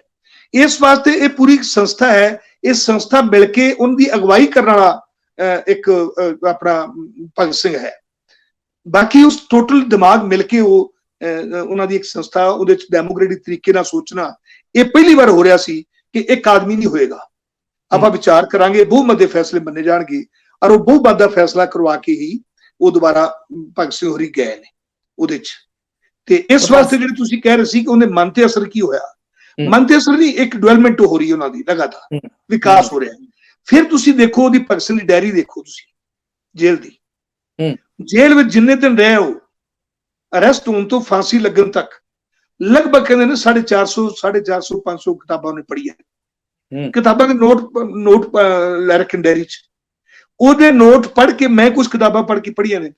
ਜੈਕ ਲੰਡਨ ਦੀ ਇੱਕ ਉਹਨੇ ਕਿਤਾਬ ਪੜ੍ਹੀ, ਆਇਰਨ ਹੀਲ, ਉਹਨੇ ਜਗ੍ਹਾ ਜਗ੍ਹਾ ਕੋਟ ਕੀਤਾ ਆਪਣੀ ਉਹਦੀ ਡਾਇਰੀ ਚ। ਉਹ ਮੈਂ ਲੱਭੀ ਵੀ ਜੈਕ ਲੰਡਨ ਹੈ ਕੌਣ, ਦੇਖੀ ਸੀ, ਉਹ 1920 ਚ ਮਰ ਚੁੱਕਿਆ ਸੀ। ਉਹ ਰਾਈਟਰ ਹੈ, ਅਮਰੀਕਨ ਰਾਈਟਰ ਹੈ ਉਹ, ਆਇਰਨ ਹੀਲ ਉਹਦੇ ਬਹੁਤ ਅੱਛੀ ਉਹਦਾ ਨਾਵਲ। ਮੈਂ ਭਗਤ ਸਿੰਘ ਦੀ ਡਾਇਰੀ ਚੋਂ ਪੜ੍ਹ ਕੇ ਉਹ ਨਾਵਲ ਸਪੈਸ਼ਲ ਲੈ ਕੇ ਪੜ੍ਹਿਆ। ਕਿਆ ਬਾਤ ਹੈ। ਔਰ ਪਿੱਛੇ ਮੈਂ ਸ਼ਾਇਦ ਐਡਮਿੰਟਨ ਸੀ ਜਾਂ ਕਿਹੜੀ ਜਗ੍ਹਾ ਸੀ, ਹਾਂ ਐਡਮਿੰਟਨ ਸੀ, ਉਹ ਕਿਤਾਬ ਲੈ ਕੇ ਮੈਂ ਜੈਕ ਲੰਡਨ ਦੀ ਹੋਰ ਵੀ ਕਿੱਥੋਂ ਲੈ ਗਿਆ ਬੁੱਕਸ, ਤੇ ਦੇਖੀ ਸੀ ਜਿਹੜਾ ਭਗਤ ਸਿੰਘ ਦਾ ਫੇਵਰਟ ਰਾਈਟਰ ਹੈ ਕੀ ਲਿਖਦਾ ਹੈ। ਔਰ ਉਸ ਟਾਈਮ ਦਾ ਬੜਾ ਸੋਸ਼ਲਿਸਟ ਟਾਈਪ ਲਿਖਣ ਵਾਲਾ ਉਹ ਹੈ, ਬੜੀ ਗਰੀਬੀ ਚ ਪਲਿਆ ਉਹ ਰਾਈਟਰ ਹੈ। ਤੇ ਮੈਂ ਕਹਿੰਦਾ ਕਿ ਉਹ ਭਗਤ ਸਿੰਘ ਦਾ ਬੰਦੀ ਦੀ ਪ੍ਰਕਿਰਿਆ ਹੈ, ਭਗਤ ਸਿੰਘ ਦੀ ਜਾਂ ਉਹ ਸੰਸਥਾ ਦੀ ਜਾਂ ਵਿਚਾਰਧਾਰਾ ਦੀ, ਉਹ ਟੋਟਲ ਉਹ ਮੈਚੋਰ ਹੋ ਰਿਹਾ ਹੈ ਇੱਕ ਘਟਨਾ ਬਾਅਦ ਦੂਜੀ। ਪਹਿਲੋਂ ਉਹਨੇ ਪਗੜੀ ਵੀ ਆਪਣਾ ਅਕਾਲੀ ਦਲ ਚ ਵੀ, ਜਦੋਂ ਅਕਾਲੀ ਮੋਰਚਾ ਰਿਹਾ ਆਪਣਾ ਲੱਗੇ ਨੇ, ਉਹਦੇ ਚ ਉਹਦਾ ਹਿੱਸਾ ਰਿਹਾ, ਜਥੇ ਨੂੰ ਸੇਵਾ ਕੀਤੀ ਉਹਨੇ ਜੀ। ਇਹਦੇ ਮਤਲਬ ਇਹ ਨਹੀਂ ਸੀ ਕਿ ਉਹ ਅਕਾਲੀ ਬਣ ਗਿਆ ਸੀ, ਉਹਨੇ ਉਹ ਜਿਹੜਾ ਵਿਰੋਧ ਸੀ ਉਹਦਾ ਅਕਾਲੀ, ਉਹਨੇ ਪਗੜੀ ਬੰਨੀ ਬਕਾਇਦਾ ਕਾਲੀ ਪੱਗ ਜੋ ਅਕਾਲੀ ਬੰਦੇ ਸਨ, ਪਰ ਉਹ ਇਸ ਵਾਸਤੇ ਨਹੀਂ ਹੈ ਕਿ ਸਿੱਖ ਬਣ, ਉਹ ਜਿਹੜਾ ਵਿਰੋਧ ਦਰਜ ਕਰਵਾ ਰਿਹਾ ਸੀ, ਜਿਹੜਾ ਉਹ ਵੀ ਬਹੁਤ ਇਤਿਹਾਸਿਕ ਉਹ ਜਿਹੜਾ ਅੰਦੋਲਨ ਹੈ, ਜਿਹੜਾ ਗੁਰਦੁਆਰੇ ਦੀ ਆਜ਼ਾਦੀ ਦਾ ਅੰਦੋਲਨ ਹੈ ਜੀ, ਉਹਦੇ ਚ ਵੀ ਉਹਨਾਂ ਦਾ ਹਿੱਸਾ ਹੈ ਭਗਤ ਸਿੰਘ ਦਾ।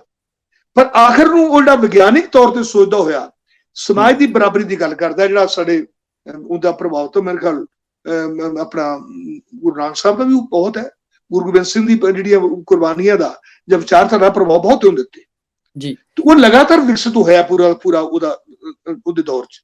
ਇਸ ਵਾਸਤੇ ਜਿਹੜੇ ਸਾਂਡਰਸ ਨੇ ਜਿਹੜਾ ਉਹ ਕੀਤਾ ਉੱਥੇ, ਜਿਸ ਤਰ੍ਹਾਂ ਆਪਣਾ ਸਕਾਟ ਨੇ ਲਾਠੀ ਚਾਰਜ ਕੀਤਾ ਜੀ, ਔਰ ਜਿਸ ਬੇਰਹਿਮੀ ਨਾਲ ਇੰਨੇ ਵੱਡੇ ਲੀਡਰ ਤੇ ਵਰਨਾ, ਤੇ 1919 ਚ ਜਦੋਂ ਡਾਕਟਰ ਸਤਪਾਲ ਤੇ ਸੈਫੂਦੀਨ ਖਿਚਲੂ ਦੋਨਾਂ ਨੂੰ ਬੁਲਾਇਆ ਡੀਸੀ ਨੇ ਮੀਟਿੰਗ ਕਰਨ ਵਾਸਤੇ ਬੁਲਾ ਕੇ, ਉਹਨਾਂ ਨੂੰ ਉੱਥੋਂ ਅਰੈਸਟ ਕਰਕੇ ਗੱਡੀ ਸਪੈਸ਼ਲ ਬੰਦ ਕਰਕੇ ਤੇ ਉੱਥੋਂ ਪੰਜਾਬ ਤੋਂ ਬਾਹਰ ਕੱਢਦਾ ਸੀ। ਉਸ ਤੋਂ ਬਾਅਦ ਵਾਇਲੈਂਸ ਹੁੰਦੀ ਹੈ, ਉਹ ਵੀ ਡਰਦੇ ਸਨ, ਲਿਹਾਜ਼ ਕਰਦੇ ਸਨ ਲੀਡਰਾਂ ਦਾ। ਪਰ ਉਹਨਾਂ ਤੇ ਮੈਨੂੰ ਦੱਸਿਆ ਕਿ ਲਾਜਪਤ ਰਾਏ ਲਾਠੀ ਚਾਰਜ ਕੀਤਾ, ਪਤਾ ਹੈ ਕਿ ਇੰਨਾ ਵੱਡਾ ਲੀਡਰ ਹੈ, ਉਹਦਾ ਗੁੱਸਾ ਸੀ ਕਿ ਇਹ ਸਾਨੂੰ ਸਮਝਦੇ ਕੀ ਨੇ। ਹਾਲਾਂਕਿ ਮੈਨੂੰ ਦੱਸਿਆ ਕਿ ਭਗਤ ਸਿੰਘ ਹੋਰਾਂ ਦੇ ਵਿਚਾਰਕ ਮਤਭੇਦ ਸੀ ਲਾਲਾ ਲਾਜਪਤ ਰਾਏ ਨਾਲ, ਕਿਉਂਕਿ ਲਾਲਾ ਲਾਜਪਤ ਰਾਏ ਝੁਕ ਗਏ ਸਨ, ਜਿਵੇਂ ਸਾਵਰਕਰ ਚਲਾ ਗਿਆ ਹਿੰਦੂ ਮਹਾਸਭਾ ਵੱਲ, ਉਹ ਵੀ ਇੱਕ ਸੰਪਰਦਾਇਕ ਵਿਚਾਰਧਾਰਾ ਵੱਲ ਚਲੇ ਗਏ ਸਨ, ਔਰ ਭਗਤ ਸਿੰਘ ਹੋਰਾਂ ਨੂੰ ਇਹ ਮਨਜ਼ੂਰ ਨਹੀਂ ਸੀ। ਇਸ ਵਾਸਤੇ ਬ੍ਰੇਕ ਦਾ ਸਮਾਂ ਹੋ ਗਿਆ, ਆਪਾਂ ਬ੍ਰੇਕ ਲੈ ਲੈਂਦੇ ਹਾਂ ਜੀ, ਤੇ ਉਸ ਤੋਂ ਬਾਅਦ ਜਿਹੜੀ ਹੈ ਗੱਲਬਾਤ ਉਸ ਨੂੰ ਜਾਰੀ ਰੱਖਦੇ ਹਾਂ। ਠੀਕ ਹੈ, ਤੁਸੀਂ ਕਿਤੇ ਨਾ ਜਾਣਾ ਜੀ, ਦੇਖਦੇ ਰਹਿਣਾ ਪ੍ਰੋਗਰਾਮ ਐਡਮਿੰਟਨ ਡੈਰੀ, ਜਲਦ ਹਾਜ਼ਰ ਹੁੰਦੇ ਆ ਜੀ।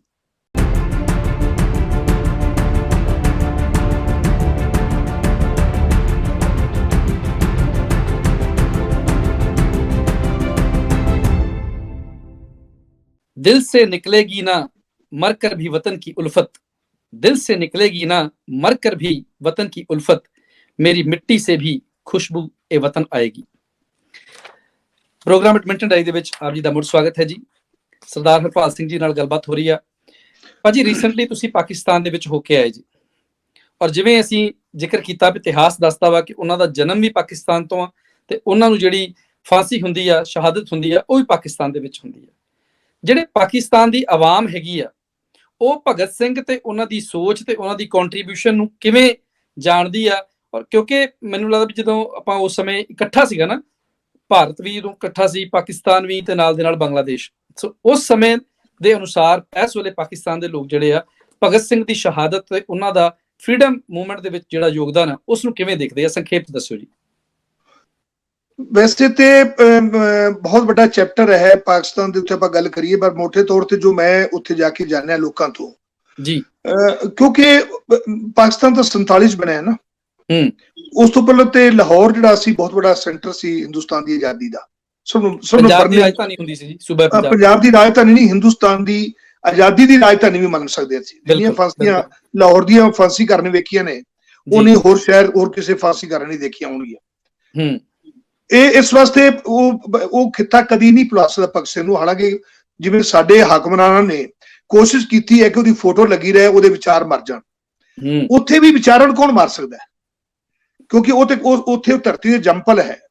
ਕਿਉਂਕਿ ਸਿਰਫ ਭਗਤ ਸਿੰਘ ਨਾਲ ਨਹੀਂ, ਜਿਹੜੀਆਂ ਵਿਚਲੀਆਂ ਸਰਕਾਰਾਂ ਜਿਨ੍ਹਾਂ ਨੇ ਤਾਲਿਬਾਨ ਪੈਦਾ ਕੀਤੇ, ਜਿਨ੍ਹਾਂ ਨੇ ਉਹ ਫੰਡਾਮੈਂਟਲਿਸਟ ਲੈ ਕੇ ਆਏ, ਉਹਨਾਂ ਨੇ ਬੁੱਲਾ ਵੀ ਮਾਰਿਆ, ਦੁੱਲਾ ਵੀ ਮਾਰਿਆ। ਉਸ ਕੜੀ ਦਾ ਇੱਕ ਅਗਲਾ ਹੈ ਨਾ ਭਗਤ ਸਿੰਘ ਤੇ ਜੀ, ਜਿਹੜਾ ਉਹ ਲਿਬਰਲ ਜਿਹੜਾ ਸਮਾਜ ਹੈ, ਜਿਹਦੇ ਚ ਅਗਾ ਵਧੂ ਸਮਾਜ ਹੈ, ਉਹਦੇ ਚ ਤੁਸੀਂ ਹੈਰਾਨ ਹੋਵੋਗੇ ਭਗਤ ਸਿੰਘ ਕੀ ਉਹਨਾਂ ਕੋਲ, ਪਰ ਹਾਕਮਰਾਨ ਡਰਦੇ ਨੇ। ਪਰ ਜਿਹੜਾ ਆਵਾਮ ਹੈ, ਜਦੋਂ ਉਹਨੂੰ ਜ਼ਰੂਰਤ ਹੁੰਦੀ ਹੈ ਆਪਣੀ ਮੁਕਤੀ ਦੀ, ਉਹ ਜਦੋਂ ਵੀ ਮੁਕਤੀ ਦੀ ਜ਼ਰੂਰਤ ਹੋਏਗੀ, ਹਰ ਉਸ ਵਿਚਾਰਧਾਰਾ ਨੂੰ, ਹਰ ਉਹ ਦਰਵਾਜ਼ੇ ਨੂੰ ਵੇਖੇਗਾ ਜਿੱਥੋਂ ਮੁਕਤੀ ਮਿਲ ਸਕਦੀ ਹੈ। ਇਸ ਵਾਸਤੇ ਉੱਥੋਂ ਦੇ ਆਵਾਮ ਦੇ ਦਿਲ ਚ ਵੀ ਉਨਾ ਹੀ ਭਗਤ ਸਿੰਘ ਹੈ।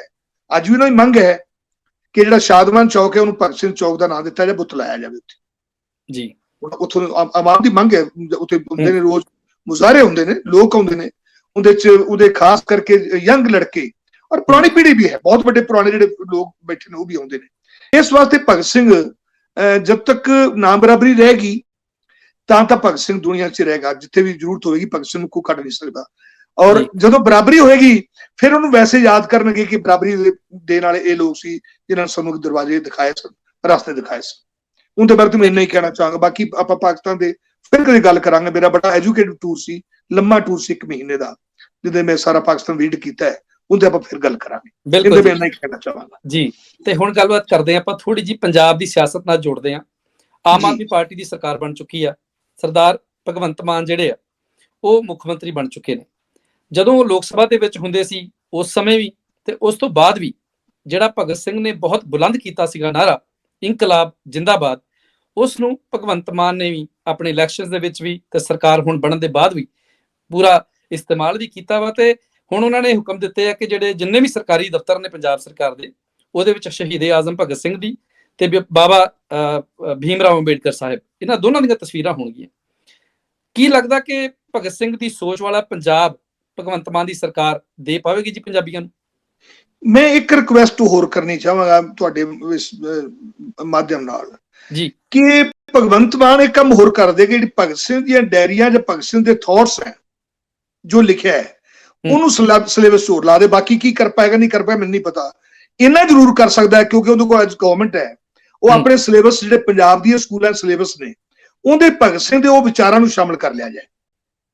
ਮੈਂ ਇੱਕ ਰਿਕੁਐਸਟ ਹੈ ਮੇਰੀ, ਅਗਰ ਉਹ ਕਰ ਸਕਦਾ ਹੋਵੇ ਤਾਂ। ਅਗਰ ਉਹ ਵੈਸੇ ਸਟੇਟ ਗਵਰਨਮੈਂਟ ਕਰ ਸਕਦੀ ਆਪਣੇ ਸਿਲੇਬਸ ਕੋ ਤੈਅ ਕਰਦੇ ਨੇ ਜਿਹੜੀਆਂ ਸਟੇਟਾਂ। ਇੱਕ ਬਹੁਤ ਵੱਡੀ ਗੱਲ ਦੂਜੀ ਗੱਲ ਹੈ, ਅਜੇ ਆਪਾਂ ਫੋਟੋ ਨਹੀਂ, ਮੈਂ ਕਹਿੰਦਾ ਫੋਟੋ, ਮੈਂ ਫੋਟੋਆਂ ਦੇ ਹੱਕ 'ਚ ਵੀ ਨਹੀਂ ਆ। ਸਾਡੇ ਵੀ ਬਹੁਤ ਸਾਥੀ ਕਹਿਣਗੇ ਤੇ ਬੁੱਤ ਲੱਗਣੇ ਚਾਹੀਦੇ ਨੇ, ਨਹੀਂ, ਉਹ ਬੁੱਤਾਂ ਨੂੰ ਬਾਅਦ 'ਚ ਕੋਈ 3 ਸਾਲ ਤੋਂ ਬਾਅਦ ਫੁੱਲ ਪਾਉਣ ਦਾ ਕੋਈ ਮੈਨੇ ਨਹੀਂ ਹੈ। ਸਵਾਲ ਹੈ ਕਿ ਉਹਨਾਂ ਵਿਚਾਰਾਂ ਨੂੰ ਲਾਗੂ ਕਿਵੇਂ, ਇੰਪਲੀਮੈਂਟ ਕਿਵੇਂ ਕੀਤਾ ਜਾਏ, ਉਹ ਸਮਾਜ ਸਿਰਜਿਆ ਕਿਵੇਂ ਜਾਏ, ਜਿਹਦੇ ਵਾਸਤੇ ਕਿਹਾ। ਜਾਤੀ ਤੌਰ ਤੇ ਮੈਂ ਅਜੇ ਭਗਵੰਤ ਮਾਨ ਨੂੰ ਇੰਨਾ ਸਮਝਦਾ ਕਿ ਜਦੋਂ ਇਹਨੇ ਆਪਣਾ ਕੈਰੀਅਰ ਸ਼ੁਰੂ ਕੀਤਾ ਸੀ ਕਲਾਕਾਰ ਦੇ ਤੌਰ ਤੇ, 2 ਕਲਾਕਾਰ ਇਹੋ ਜਿਹੇ ਨੇ ਪੰਜਾਬ ਦੇ ਵਿੱਚ ਜਿਨ੍ਹਾਂ ਨੇ ਲੋਕਾਂ ਦੇ ਮੁੱਦਿਆਂ ਉੱਤੇ ਹੀ ਆਪਣੀ ਉਹ ਕਲਾ ਨੂੰ ਵਰਤਿਆ ਹੈ। ਇੱਕ ਜਸਪਾਲ ਭੱਟੀ ਜਿਹੜੇ ਗੁਜ਼ਰ ਚੁੱਕੇ ਨੇ, और दूजे भगवंत सिंह मान इस चाहिए और ईमानदार है। आज तक मैं जो समझदा हां ਮੈਂਬਰ ਪਾਰਲੀਮੈਂਟ ਵੀ ਰਹਿ ਕੇ ਵੀ ਇਮਾਨਦਾਰ ਹੈ, ਔਰ ਬਹੁਤ ਹਿੱਸਾ ਜਿਹੜਾ ਹੈ ਆਮ ਸਧਾਰਨ ਲੋਕਾਂ ਤੋਂ ਚੁਣ ਕੇ ਆਇਆ ਹੈ। ਇਸ ਵਾਸਤੇ ਨਾ ਕਈ ਵਾਰੀ ਅਸੀਂ ਬਹੁਤ ਕਾਹਲੀ ਨਾਲ ਫੈਸਲੇ ਦੇਣ ਲੱਗ ਜਾਈਏ। ਉਹ ਕਹਿ ਰਿਹਾ, ਕਲੇਮ ਕਰ ਰਿਹਾ, ਔਰ ਮੈਂ ਕੋਈ ਨਹੀਂ ਹੁੰਦਾ ਕਿ ਉਹਦੇ ਕਲੇਮ ਨੂੰ ਮੈਂ ਛੁਟਾਵਾਂ।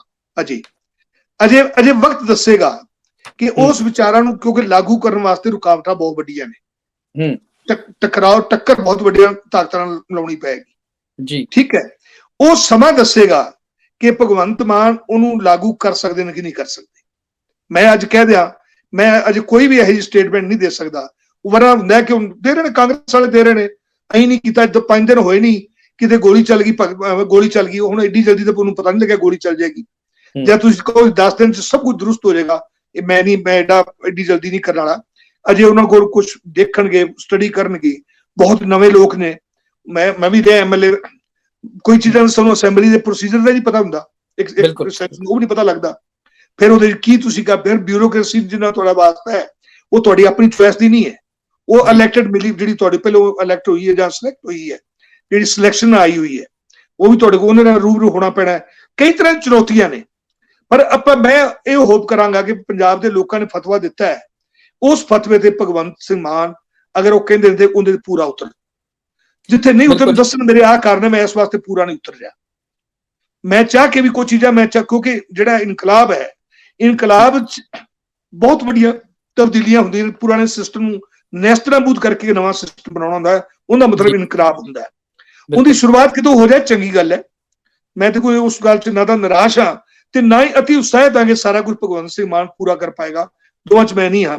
ਮੈਂ ਅਜੇ ਕਹਿੰਦਾ ਕਿ ਸਾਨੂੰ ਕੁਝ ਟਾਈਮ ਵਕਤ ਲੈਣਾ ਚਾਹੀਦਾ ਹੈ, ਉਹਦੇ ਚ ਕਿਸ ਤਰ੍ਹਾਂ ਕਿਹੜੇ ਰਸਤੇ ਚ ਇਹ ਤੁਰਦੇ ਨੇ, ਉਸ ਤੋਂ ਬਾਅਦ ਕੋਈ ਚੀਜ਼ਾਂ ਤੈਅ, ਕਿਉਂਕਿ ਜਿਹੜੀ ਪਾਰਟੀ ਹੈ, ਪਾਰਟੀ ਦੇ ਲੀਡਰ ਹੈ, ਉਹਨਾਂ ਚ ਸੈਂਟਰ ਚ ਲੀਡਰ ਨੇ, ਕਿਉਂਕਿ ਕੋਈ ਵਿਚਾਰਧਾਰਾ ਇੱਕ ਤਰੀਕੇ ਨਾਲ ਜੁੜ ਕੇ ਆਏ ਲੋਕ ਨਹੀਂ ਹੈ ਜੀ। ਉਹਦੇ ਚ ਕਈ ਤਰ੍ਹਾਂ ਵਿਚਾਰਧਾਰਾ ਦੇ ਲੋਕ ਆਏ ਨੇ, ਜਿਵੇਂ ਇੱਕ ਟਾਈਮ ਪਹਿਲੋਂ ਪੁਰਾਣੇ ਟਾਈਮਾਂ ਚ ਆਜ਼ਾਦੀ ਲੜਾਈ ਕਾਂਗਰਸ ਬਹੁਤ ਤਰ੍ਹਾਂ ਦੇ ਲੋਕ ਸਨ। ਤੇ let us hope for good. ਮੈਂ ਹੋਰ ਇਸ ਤੋਂ ਅੱਗੇ ਕੋਈ ਅਜੇ ਕਮੈਂਟ ਨਹੀਂ ਕਰਨਾ ਚਾਹਾਂਗਾ। ਆਸ ਕਰਦੇ ਹਾਂ ਔਰ ਸਮਾਂ ਦੱਸੇਗਾ ਵੀ ਕਿੰਨੀ ਉਮੀਦ ਕਰਦੇ ਹਾਂ। ਬਿਲਕੁਲ।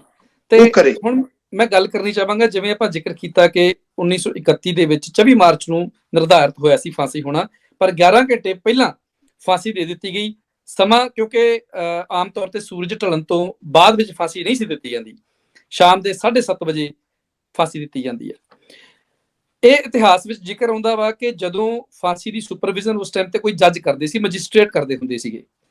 ਕੋਈ ਵੀ ਜੱਜ ਉਸ ਵੇਲੇ ਇਸ ਫਾਂਸੀ ਦੀ ਸਜ਼ਾ ਨੂੰ ਸੁਪਰਵਾਈਜ਼ ਕਰਨ ਦੇ ਲਈ ਰਾਜੀ ਨਹੀਂ ਸੀ, ਤੇ ਅੰਤ ਵਿੱਚ ਇੱਕ ਆਨਰੇਰੀ ਜੱਜ ਜਿਹੜਾ ਵਾ ਉਸ ਨੂੰ ਇਹ ਡਿਊਟੀ ਜਿਹੜੀ ਆ ਇਹ ਦਿੱਤੀ ਗਈ। ਕੀ ਲੱਗਦਾ ਵੀ ਕੀ ਕਾਰਨ ਹੋਣਗੇ ਵੀ ਕੋਈ ਵੀ ਜਿਹੜਾ ਜੱਜ ਸੀਗਾ ਉਸ ਸਮੇਂ ਦਾ ਉਹ ਰਾਜੀ ਨਾ ਹੋਇਆ? ਉਹ ਤੁਸੀਂ ਅਗਰ ਇਤਿਹਾਸ ਨੂੰ ਪੜ੍ਹੋ ਤੇ ਉਹਦੇ ਚ ਇੱਕ ਜੱਜ ਉਹ ਵੀ ਹੈ ਜਿਹੜਾ ਮੁਸਲਮਾਨ ਜੱਜ ਹੈ, ਜਿਹੜਾ ਉਹ ਸਜ਼ਾ ਚੋਂ ਰਿਜ਼ਾਈਨ ਕਰ ਗਿਆ ਸੀ ਪਹਿਲੋਂ, ਕਿ ਮੈਂ ਉਹਦਾ ਪਾਰਟ ਨਹੀਂ ਬਣਨਾ ਚਾਹੁੰਦਾ। ਜਿਹੜੀ ਸਪੈਸ਼ਲ ਕੋਰਟ ਬਣਾਈ ਸੀ ਜੀ, ਕਿਉਂਕਿ ਅੱਜ ਸਾਡੇ ਹਿੰਦੁਸਤਾਨ 'ਚ ਨਾ ਬੜਾ ਹਰ ਚੀਜ਼ ਮੁਸਲਮਾਨਾਂ ਦੇ ਮੜ ਦਿੱਤੀ ਜਾਂਦੀ ਹੈ। ਉਹ ਇੱਕ ਮੁਸਲਮਾਨ ਜੱਜ ਸੀ, ਉਹਨੇ ਕਿਹਾ ਨਹੀਂ ਮੈਂ ਇਹਦਾ ਪਾਰਟ ਨਹੀਂ ਬਣਨਾ ਚਾਹੁੰਦਾ, ਜਿਸ ਤਰ੍ਹਾਂ ਇਹ ਮੁਕੱਦਮਾ ਚਲਾਇਆ ਜਾ ਰਿਹਾ ਹੈ। ਪਰ ਉਹ ਹਾਈ ਕੋਰਟ ਦੇ ਵਿੱਚੋਂ ਜੱਜ ਸੀ, ਇੱਕ ਉਹਨਾਂ ਚੋਂ ਇੱਕ ਛੱਡ ਗਿਆ ਸੀ, ਨਵਾਂ ਜੱਜ ਅਪਾਇੰਟ ਕੀਤਾ ਸੀ। ਫਿਰ ਉਹ ਅੰਦਰ ਜੇਲ੍ਹ ਅੰਦਰ ਹੀ ਮੁਕੱਦਮਾ ਚਲਾਇਆ ਗਿਆ, ਬਾਹਰ ਚਲਾਇਆ ਵੀ ਨਹੀਂ ਗਿਆ। ਇਸੇ ਤਰ੍ਹਾਂ ਬਹੁਤ ਚੀਜ਼ਾਂ ਹੈ ਜਿਹੜੀਆਂ ਵਿੱਚੋਂ ਵੀ ਹੈ, ਜਿਵੇਂ ਦੱਸਿਆ ਉਹ ਸ਼ਵਰਮਾ ਦੱਸਦੇ ਨੇ ਕਿ ਜੇਲ੍ਹ ਸੁਪਰਡੈਂਟ ਸੀ, ਉਹਨੇ ਸਾਨੂੰ ਕਿਹਾ ਵੀ ਤੁਸੀਂ ਆਪਣੇ ਸਾਥੀਆਂ ਨੂੰ ਮਿਲਣਾ ਚਾਹੋਗੇ ਲਾਸਟ ਟਾਈਮ, ਕਿਉਂਕਿ ਜਦੋਂ ਉਹਨਾਂ ਨੂੰ ਕਾਲਾ ਪਾਣੀ ਸਜ਼ਾ ਹੋਈ ਹੈ ਕਿ ਉਹਨਾਂ ਨੂੰ ਬਦਲ ਰਿਹਾ ਸੀ। ਭਗਤ ਸਿੰਘ ਦੀ ਫਾਂਸੀ ਤੋਂ ਕੁਝ ਚਿਰ ਪਹਿਲਾਂ ਹੀ ਸਜ਼ਾਵਾਂ ਹੋ ਚੁੱਕੀਆਂ ਸੀ। ਜਿਹਨਾਂ ਨੂੰ ਕਾਲਾ ਪਾਣੀ ਸਜ਼ਾ ਸੀ ਉਹਨੂੰ ਲੈ ਕੇ ਜਾਣਾ ਸੀ ਅੰਡੇਮਾਨ ਨਿਕੋਬਾਰ, ਉਹਨੂੰ ਜੇਲ੍ਹ 'ਚ ਸ਼ਿਫਟ ਕਰਨਾ ਸੀ। ਤੇ ਉਹਨੇ ਸਾਨੂੰ ਇਹ ਕਿਹਾ ਵੀ ਤੁਸੀਂ ਇਹਨੂੰ ਮਿਲਣਾ ਚਾਹੋਗੇ। ਤੇ ਸਾਡੇ ਵਾਸਤੇ ਇੱਕ ਵਰ ਸੀ ਕਿਸੇ ਬਲਕਿ ਵੱਲੋਂ ਦਿੱਤਾ ਹੈ, ਕਿਉਂਕਿ ਸਾਨੂੰ ਪਤਾ ਸੀ ਕਿ ਸਾਡੇ ਕੌਣ ਕਿਸ ਤਰ੍ਹਾਂ ਮਰੇਗਾ, ਕਿੱਥੇ ਜਾਏਗਾ। ਅਸੀਂ ਅਜੇ ਜਿੰਦਾ ਹਾਂ, ਪਰ ਇਹ 3 ਆਦਮੀ ਸਾਨੂੰ ਨਹੀਂ ਮਿਲ ਸਕਣਗੇ ਦੁਬਾਰਾ। ਤੇ ਅਸੀਂ ਕਿਹਾ ਵੀ ਤੇਰਾ ਬਹੁਤ ਸ਼ੁਕਰੀਆ। ਤੇ ਕਹਿੰਦਾ ਉਹ ਵੀ ਇੰਤਜ਼ਾਮ ਜੇਲ੍ਹ ਸੁਪਰਡੈਂਟ ਨੇ ਕਰਤਾ ਸੀ। ਸਾਨੂੰ ਕਹਿੰਦਾ ਵਾਰੀ ਲੈ ਕੇ ਗਏ ਤੇ ਉਹਦੇ ਸਵਾਲ ਵੀ ਦੱਸਿਆ, ਉਹਨੇ ਲਿਖਿਆ ਹੈ, ਜਿਵੇਂ ਜੈਦੇਵ ਕਪੂਰ ਨੇ ਪੁੱਛਿਆ ਕਿ ਸਰਦਾਰ ਤੂੰ ਬਹੁਤ ਜਲਦੀ ਆਪਣਾ ਤੇਰਾ ਲਾਈਫ ਦਾ ਅੰਤ ਹੋਣ ਜਾ ਰਿਹਾ, ਤੈਨੂੰ ਕੋਈ ਅਫਸੋਸ ਨਹੀਂ ਹੈ? ਕਹਿੰਦਾ ਬੀਇੰਗ ਏ ਹਿਊਮਨ, ਕਹਿੰਦਾ ਮੈਂ ਵੀ ਜਿੰਦਾ ਰਹਿਣਾ ਚਾਹੁੰਦਾ ਯਾਰ, ਮੈਨੂੰ ਜੀਣ ਦਾ ਬਹੁਤ ਸ਼ੌਕ ਹੈ, ਪਰ ਮੈਂ ਸ਼ਰਤਾਂ ਦੀ ਜ਼ਿੰਦਗੀ ਜਿਹੜੀ ਹੈ ਉਹ ਮੈਨੂੰ ਪਸੰਦ ਨਹੀਂ ਹੈ, ਗੁਲਾਮੀ ਦੀ ਜ਼ਿੰਦਗੀ। ਔਰ ਦੂਜੀ, ਮੈਂ ਜਦੋਂ ਕਹਿੰਦਾ ਇਸ ਮਿਸ਼ਨ 'ਚ ਪੈਰ ਧਰਿਆ ਸੀ ਤੇ ਮੇਰਾ ਸੀ ਕਿ ਮੇਰਾ ਇਨਕਲਾਬ ਦਾ ਨਾਰਾ ਅਗਰ ਲੋਕਾਂ ਤੱਕ ਲੈ ਜਾਣਾ ਮੈਂ, ਤੇ ਮੈਂ ਆਪਣੇ ਆਪ ਨੂੰ ਕਾਮਯਾਬ ਸਮਝਾਂਗਾ। ਅੱਜ ਮੈਂ ਜੇਲ੍ਹ ਦੀਆਂ ਵੱਡੀਆਂ ਦੀਵਾਰਾਂ ਦੇ ਅੰਦਰ ਬਹਿ ਕੇ ਉਹ ਇਨਕਲਾਬ ਦਾ ਨਾਰਾ ਸੁਣ ਰਿਹਾ ਆਮ ਲੋਕਾਂ 'ਚ। ਔਰ ਇਸ ਵਾਸਤੇ ਮੈਂ ਸਮਝਦਾ ਕਿ ਮੈਂ ਆਪਣੀ ਜੋ ਪੈਰ ਧਰਿਆ ਸੀ ਮੈਂ ਉਹਦੇ ਕਾਮਯਾਬ ਹੋਇਆ। ਫਿਰ ਦੂਸਰੇ ਸਾਥੀ ਨੇ ਸਵਾਲ ਪੁੱਛਿਆ ਵੀ ਤੇਰਾ ਬੜਾ ਵੱਡਾ ਨਾਂ ਹੈ, ਤੈਨੂੰ ਹੰਕਾਰ ਤਾਂ ਨਹੀਂ ਹੈ? ਕਹਿੰਦਾ ਨਹੀਂ, ਹੁਣ ਮੈਂ ਕਹਿੰਦਾ ਵਕਤ ਦੀ ਪੈਦਾਇਸ਼ ਆ, ਇਸ ਵਕਤ ਕਿਸੇ ਨੇ ਇਹ ਕੰਮ ਨੂੰ ਪੂਰਾ ਕਰਨਾ ਸੀ, ਉਹ ਮੈਂ ਕੀਤਾ ਹੈ, ਆਪਾਂ ਕੀਤਾ ਹੈ। ਆਪਾਂ ਨਹੀਂ ਕਰਦੇ, ਆਪਣਾ ਅੱਗਾ ਪਿੱਛਾ ਹੋ ਸਕਦਾ ਸੀ, ਪਰ ਇਹ ਵਕਤ ਪੈਦਾ ਕਰਦਾ ਇਨਸਾਨ ਨੂੰ। ਕਹਿੰਦਾ ਵਕਤ ਔਰ ਲੋਕ ਪੈਦਾ ਕਰਦੇ, ਇਹ ਦੋ ਚੀਜ਼ਾਂ ਲਾਸਟ ਕੋਟੇਸ਼ਨਸ ਉਹ ਕੋਟ ਕਰਦੇ ਨੇ ਸ਼ਿਵ ਵਰਮਾ ਜਦੋਂ ਇਹ ਨੋਟ ਭਗਤ ਸਿੰਘ ਦੀ ਜੀਵਨੀ ਲਿਖ ਰਹੇ ਨੇ, ਉਹਦੀਆਂ ਨਾਲ ਮੁਲਾਕਾਤਾਂ ਲਿਖ ਰਹੇ ਨੇ ਜੀ। ਇਵੇਂ ਉਹਨਾਂ ਨੇ ਕਿਹਾ ਭਗਤ ਸਿੰਘ ਨੇ ਕਿ ਜਿਵੇਂ ਇਮੋਸ਼ਨਲ ਹੋ ਕੇ ਅੱਖਾਂ 'ਚ ਪਾਣੀ ਭਰਿਆ, ਤੇ ਉਹਨੇ ਕਿਹਾ ਰੋਣ ਦਾ ਸਮਾਂ ਨਹੀਂ ਆਇਆ, ਅਸੀਂ ਤਾਂ ਬਹੁਤ ਜਲਦੀ ਛੁੱਟ ਜਾਵਾਂਗੇ, ਪਰ ਤੁਹਾਨੂੰ ਇੱਕ ਲੰਮਾ ਜੀਵਨ, ਬੜਾ ਲੰਮਾ ਸੰਘਰਸ਼ ਤੋਂ ਲੜਨਾ ਪਏਗਾ। ਹੋ ਸਕਦਾ ਹੈ ਤੁਸੀਂ 2 ਸ਼ਬਦਾਂ ਵਾਸਤੇ ਤਰਸ ਜਾਓ, ਤੁਹਾਨੂੰ ਲੋਕ ਕਹਿਣ ਕਿ ਤੁਸੀਂ ਚੰਗਾ ਕੀਤਾ, ਸ਼ਾਇਦ ਤੁਹਾਨੂੰ ਇਹ ਵੀ ਨਾ ਕਹਿਣ, ਪਰ ਤਾਂ ਵੀ ਤੁਹਾਨੂੰ ਉਹ ਜਿਸ ਆਦਰਸ਼ ਵਾਸਤੇ ਅਸੀਂ ਤੁਰੇ ਹਾਂ ਉਸ ਰਸਤੇ ਤੁਰਨਾ ਪਏਗਾ। ਔਰ ਉਹ ਮੈਂ ਦੇਖਿਆ ਉਹਨਾਂ ਜ਼ਿੰਦਗੀ 'ਚ, ਸ਼ਿਵ ਵਰਮਾ ਨੂੰ ਵੀ ਦੇਖਿਆ ਤੇ ਪੰਡਿਤ ਜੀ ਨੂੰ ਵੀ। ਸ਼ਾਇਦ ਬੱਸ 'ਚ ਬੈਠੇ ਹੋਣ, ਕਿਸੇ ਨੂੰ ਨਾ ਪਤਾ ਹੋਵੇ ਕਿ ਭਗਤ ਸਿੰਘ ਦੇ ਨਾਲ ਇਹਨਾਂ ਲੋਕਾਂ ਨੇ ਉਮਰ ਕੈਦ ਕੀਤੀ ਹੋਈ, ਕਿਉਂਕਿ ਜਿਹੜਾ ਆਉਣ ਵਾਲਾ ਸਮਾਂ ਗਲੈਮਰ ਦਾ ਸਮਾਂ ਆਇਆ ਆਜ਼ਾਦੀ ਤੋਂ ਬਾਅਦ, ਉਹਨਾਂ ਲੋਕਾਂ ਨੂੰ ਪੁੱਛਿਆ ਹੀ ਨਹੀਂ ਗਿਆ, ਪਰ ਉਹਨਾਂ ਕਦੀ ਗਿਲਾ ਨਹੀਂ ਕੀਤਾ। ਸ਼ਿਵ ਵਰਮਾ ਨੂੰ ਤਾਂ ਪੁੱਛਿਆ ਜੇਲ੍ਹ 'ਚ ਵੀ, ਨਾ ਜੇਲ੍ਹ 'ਚ ਨਹੀਂ, ਹਸਪਤਾਲ 'ਚ, ਉਦੋਂ ਬਿਮਾਰ ਸਨ, ਜਦੋਂ ਡੈਥ ਤੋਂ 4-5 ਸਾਲ ਪਹਿਲੋਂ ਦੀ ਗੱਲ ਹੈ, ਬਜ਼ੁਰਗ ਹੋ ਗਏ ਸਨ। ਉਹਨੂੰ ਪੁੱਛਿਆ ਤੁਹਾਨੂੰ ਅਫਸੋਸ ਤਾਂ ਨਹੀਂ ਹੈ ਕਿ ਤੁਸੀਂ ਵੀ ਇੰਨੀ ਕੁਰਬਾਨੀ ਕੀਤੀ, ਤੁਸੀਂ ਲਿਆ ਕੁਛ ਨਹੀਂ? ਉਹ ਕਹਿੰਦਾ ਕੁਰਬਾਨੀਆਂ ਲੈਣ ਵਾਸਤੇ ਨਹੀਂ ਦੇਈਆਂ ਹੁੰਦੀਆਂ, ਉਹ ਸਾਡਾ ਫਰਜ਼ ਸੀ। ਔਰ ਕਹਿੰਦਾ ਕਿੰਨੇ ਕੁ ਲੋਕ ਨੇ ਜਿਹੜਾ ਅੱਜ ਆਪਣੀ ਛਾਤੀ ਤੇ ਹੱਥ ਮਾਰ ਕਹਿਣਗੇ ਕਿ ਮੈਂ ਪਾਕਿਸਤਾਨ ਜੀ ਹਾਂ, ਔਰ ਜੋ ਦੌਲਤ ਮੇਰੇ ਕੋਲ ਹੈ ਉਹ ਹੋਰ ਕਿਸੇ ਕੋਲ ਨਹੀਂ ਹੋ ਸਕਦੀ। ਇਸ ਵਾਸਤੇ ਉਹ ਇਤਿਹਾਸ ਹੈ। ਉਹਨੇ ਕਿਹਾ ਮੈਂ ਪਾਕਿਸਤਾਨ ਜੀ ਹਾਂ, ਤੁਹਾਨੂੰ ਕੀ ਪਤਾ ਮੈਂ ਕੌਣ ਹਾਂ। ਇਸ ਵਾਸਤੇ ਮੈਂ ਇੰਨਾ ਜ਼ਰੂਰ ਮੈਨੂੰ ਅਫਸੋਸ ਹੈ ਕਿ ਜ਼ਿੰਦਗੀ 'ਚ ਅਸੀਂ ਜੋ ਦੇਸ਼ ਨੂੰ ਬਣਾਉਣਾ ਚਾਹੁੰਦੇ ਸੀ ਉਹ ਸਾਡੇ ਕੋਲ ਬਣ ਨਹੀਂ ਪਾਇਆ। ਆਉਣ ਵਾਲੀ ਪੀੜ੍ਹੀ 'ਚ ਛੱਡਿਆ ਉਹਨੂੰ ਭਗਤ ਸਿੰਘ ਦੇ ਉਹਨਾਂ ਵਿਚਾਰਾਂ ਨੂੰ, ਸੁਪਨੇ ਨਹੀਂ, ਉਹਨਾਂ ਵਿਚਾਰਾਂ ਨੂੰ ਉਹ ਪੂਰੇ ਕਰਨਗੇ। ਉਹਨਾਂ ਕਦੀ ਸੁਪਨੇ ਨਹੀਂ ਕਿਹਾ, ਉਹਨੇ ਸੁਪਨੇ ਕਹਿੰਦਾ ਸੋਏ ਲੋਕ ਰਹਿੰਦੇ, ਉਹ ਜੀਦੇ ਜਾਗਦੇ ਲੋਕ ਸੀ। ਉਹਨਾਂ ਨੇ ਵਿਚਾਰ ਦਿੱਤੇ, ਉਹਨਾਂ ਵਿਚਾਰਾਂ ਨੂੰ ਪੂਰਾ ਕਰਨਾ ਹੈ ਔਰ ਉਹ ਆਉਣ ਵਾਲੀ ਪੀੜ੍ਹੀਆਂ ਕਰਨਗੀਆਂ। ਉਹਨਾਂ ਮਰਦੇ ਦਮ ਤੱਕ ਉਹਨਾਂ ਨੂੰ ਨਿਭਾਇਆ ਵੀ ਉਹਨਾਂ ਨੇ। ਇਸ ਵਾਸਤੇ ਉਸ ਟਾਈਮ ਬਹੁਤ ਉਥਲ ਪੁਥਲ ਸੀ, ਜੱਜਾਂ 'ਚ ਵੀ, ਵਕੀਲਾਂ 'ਚ ਵੀ।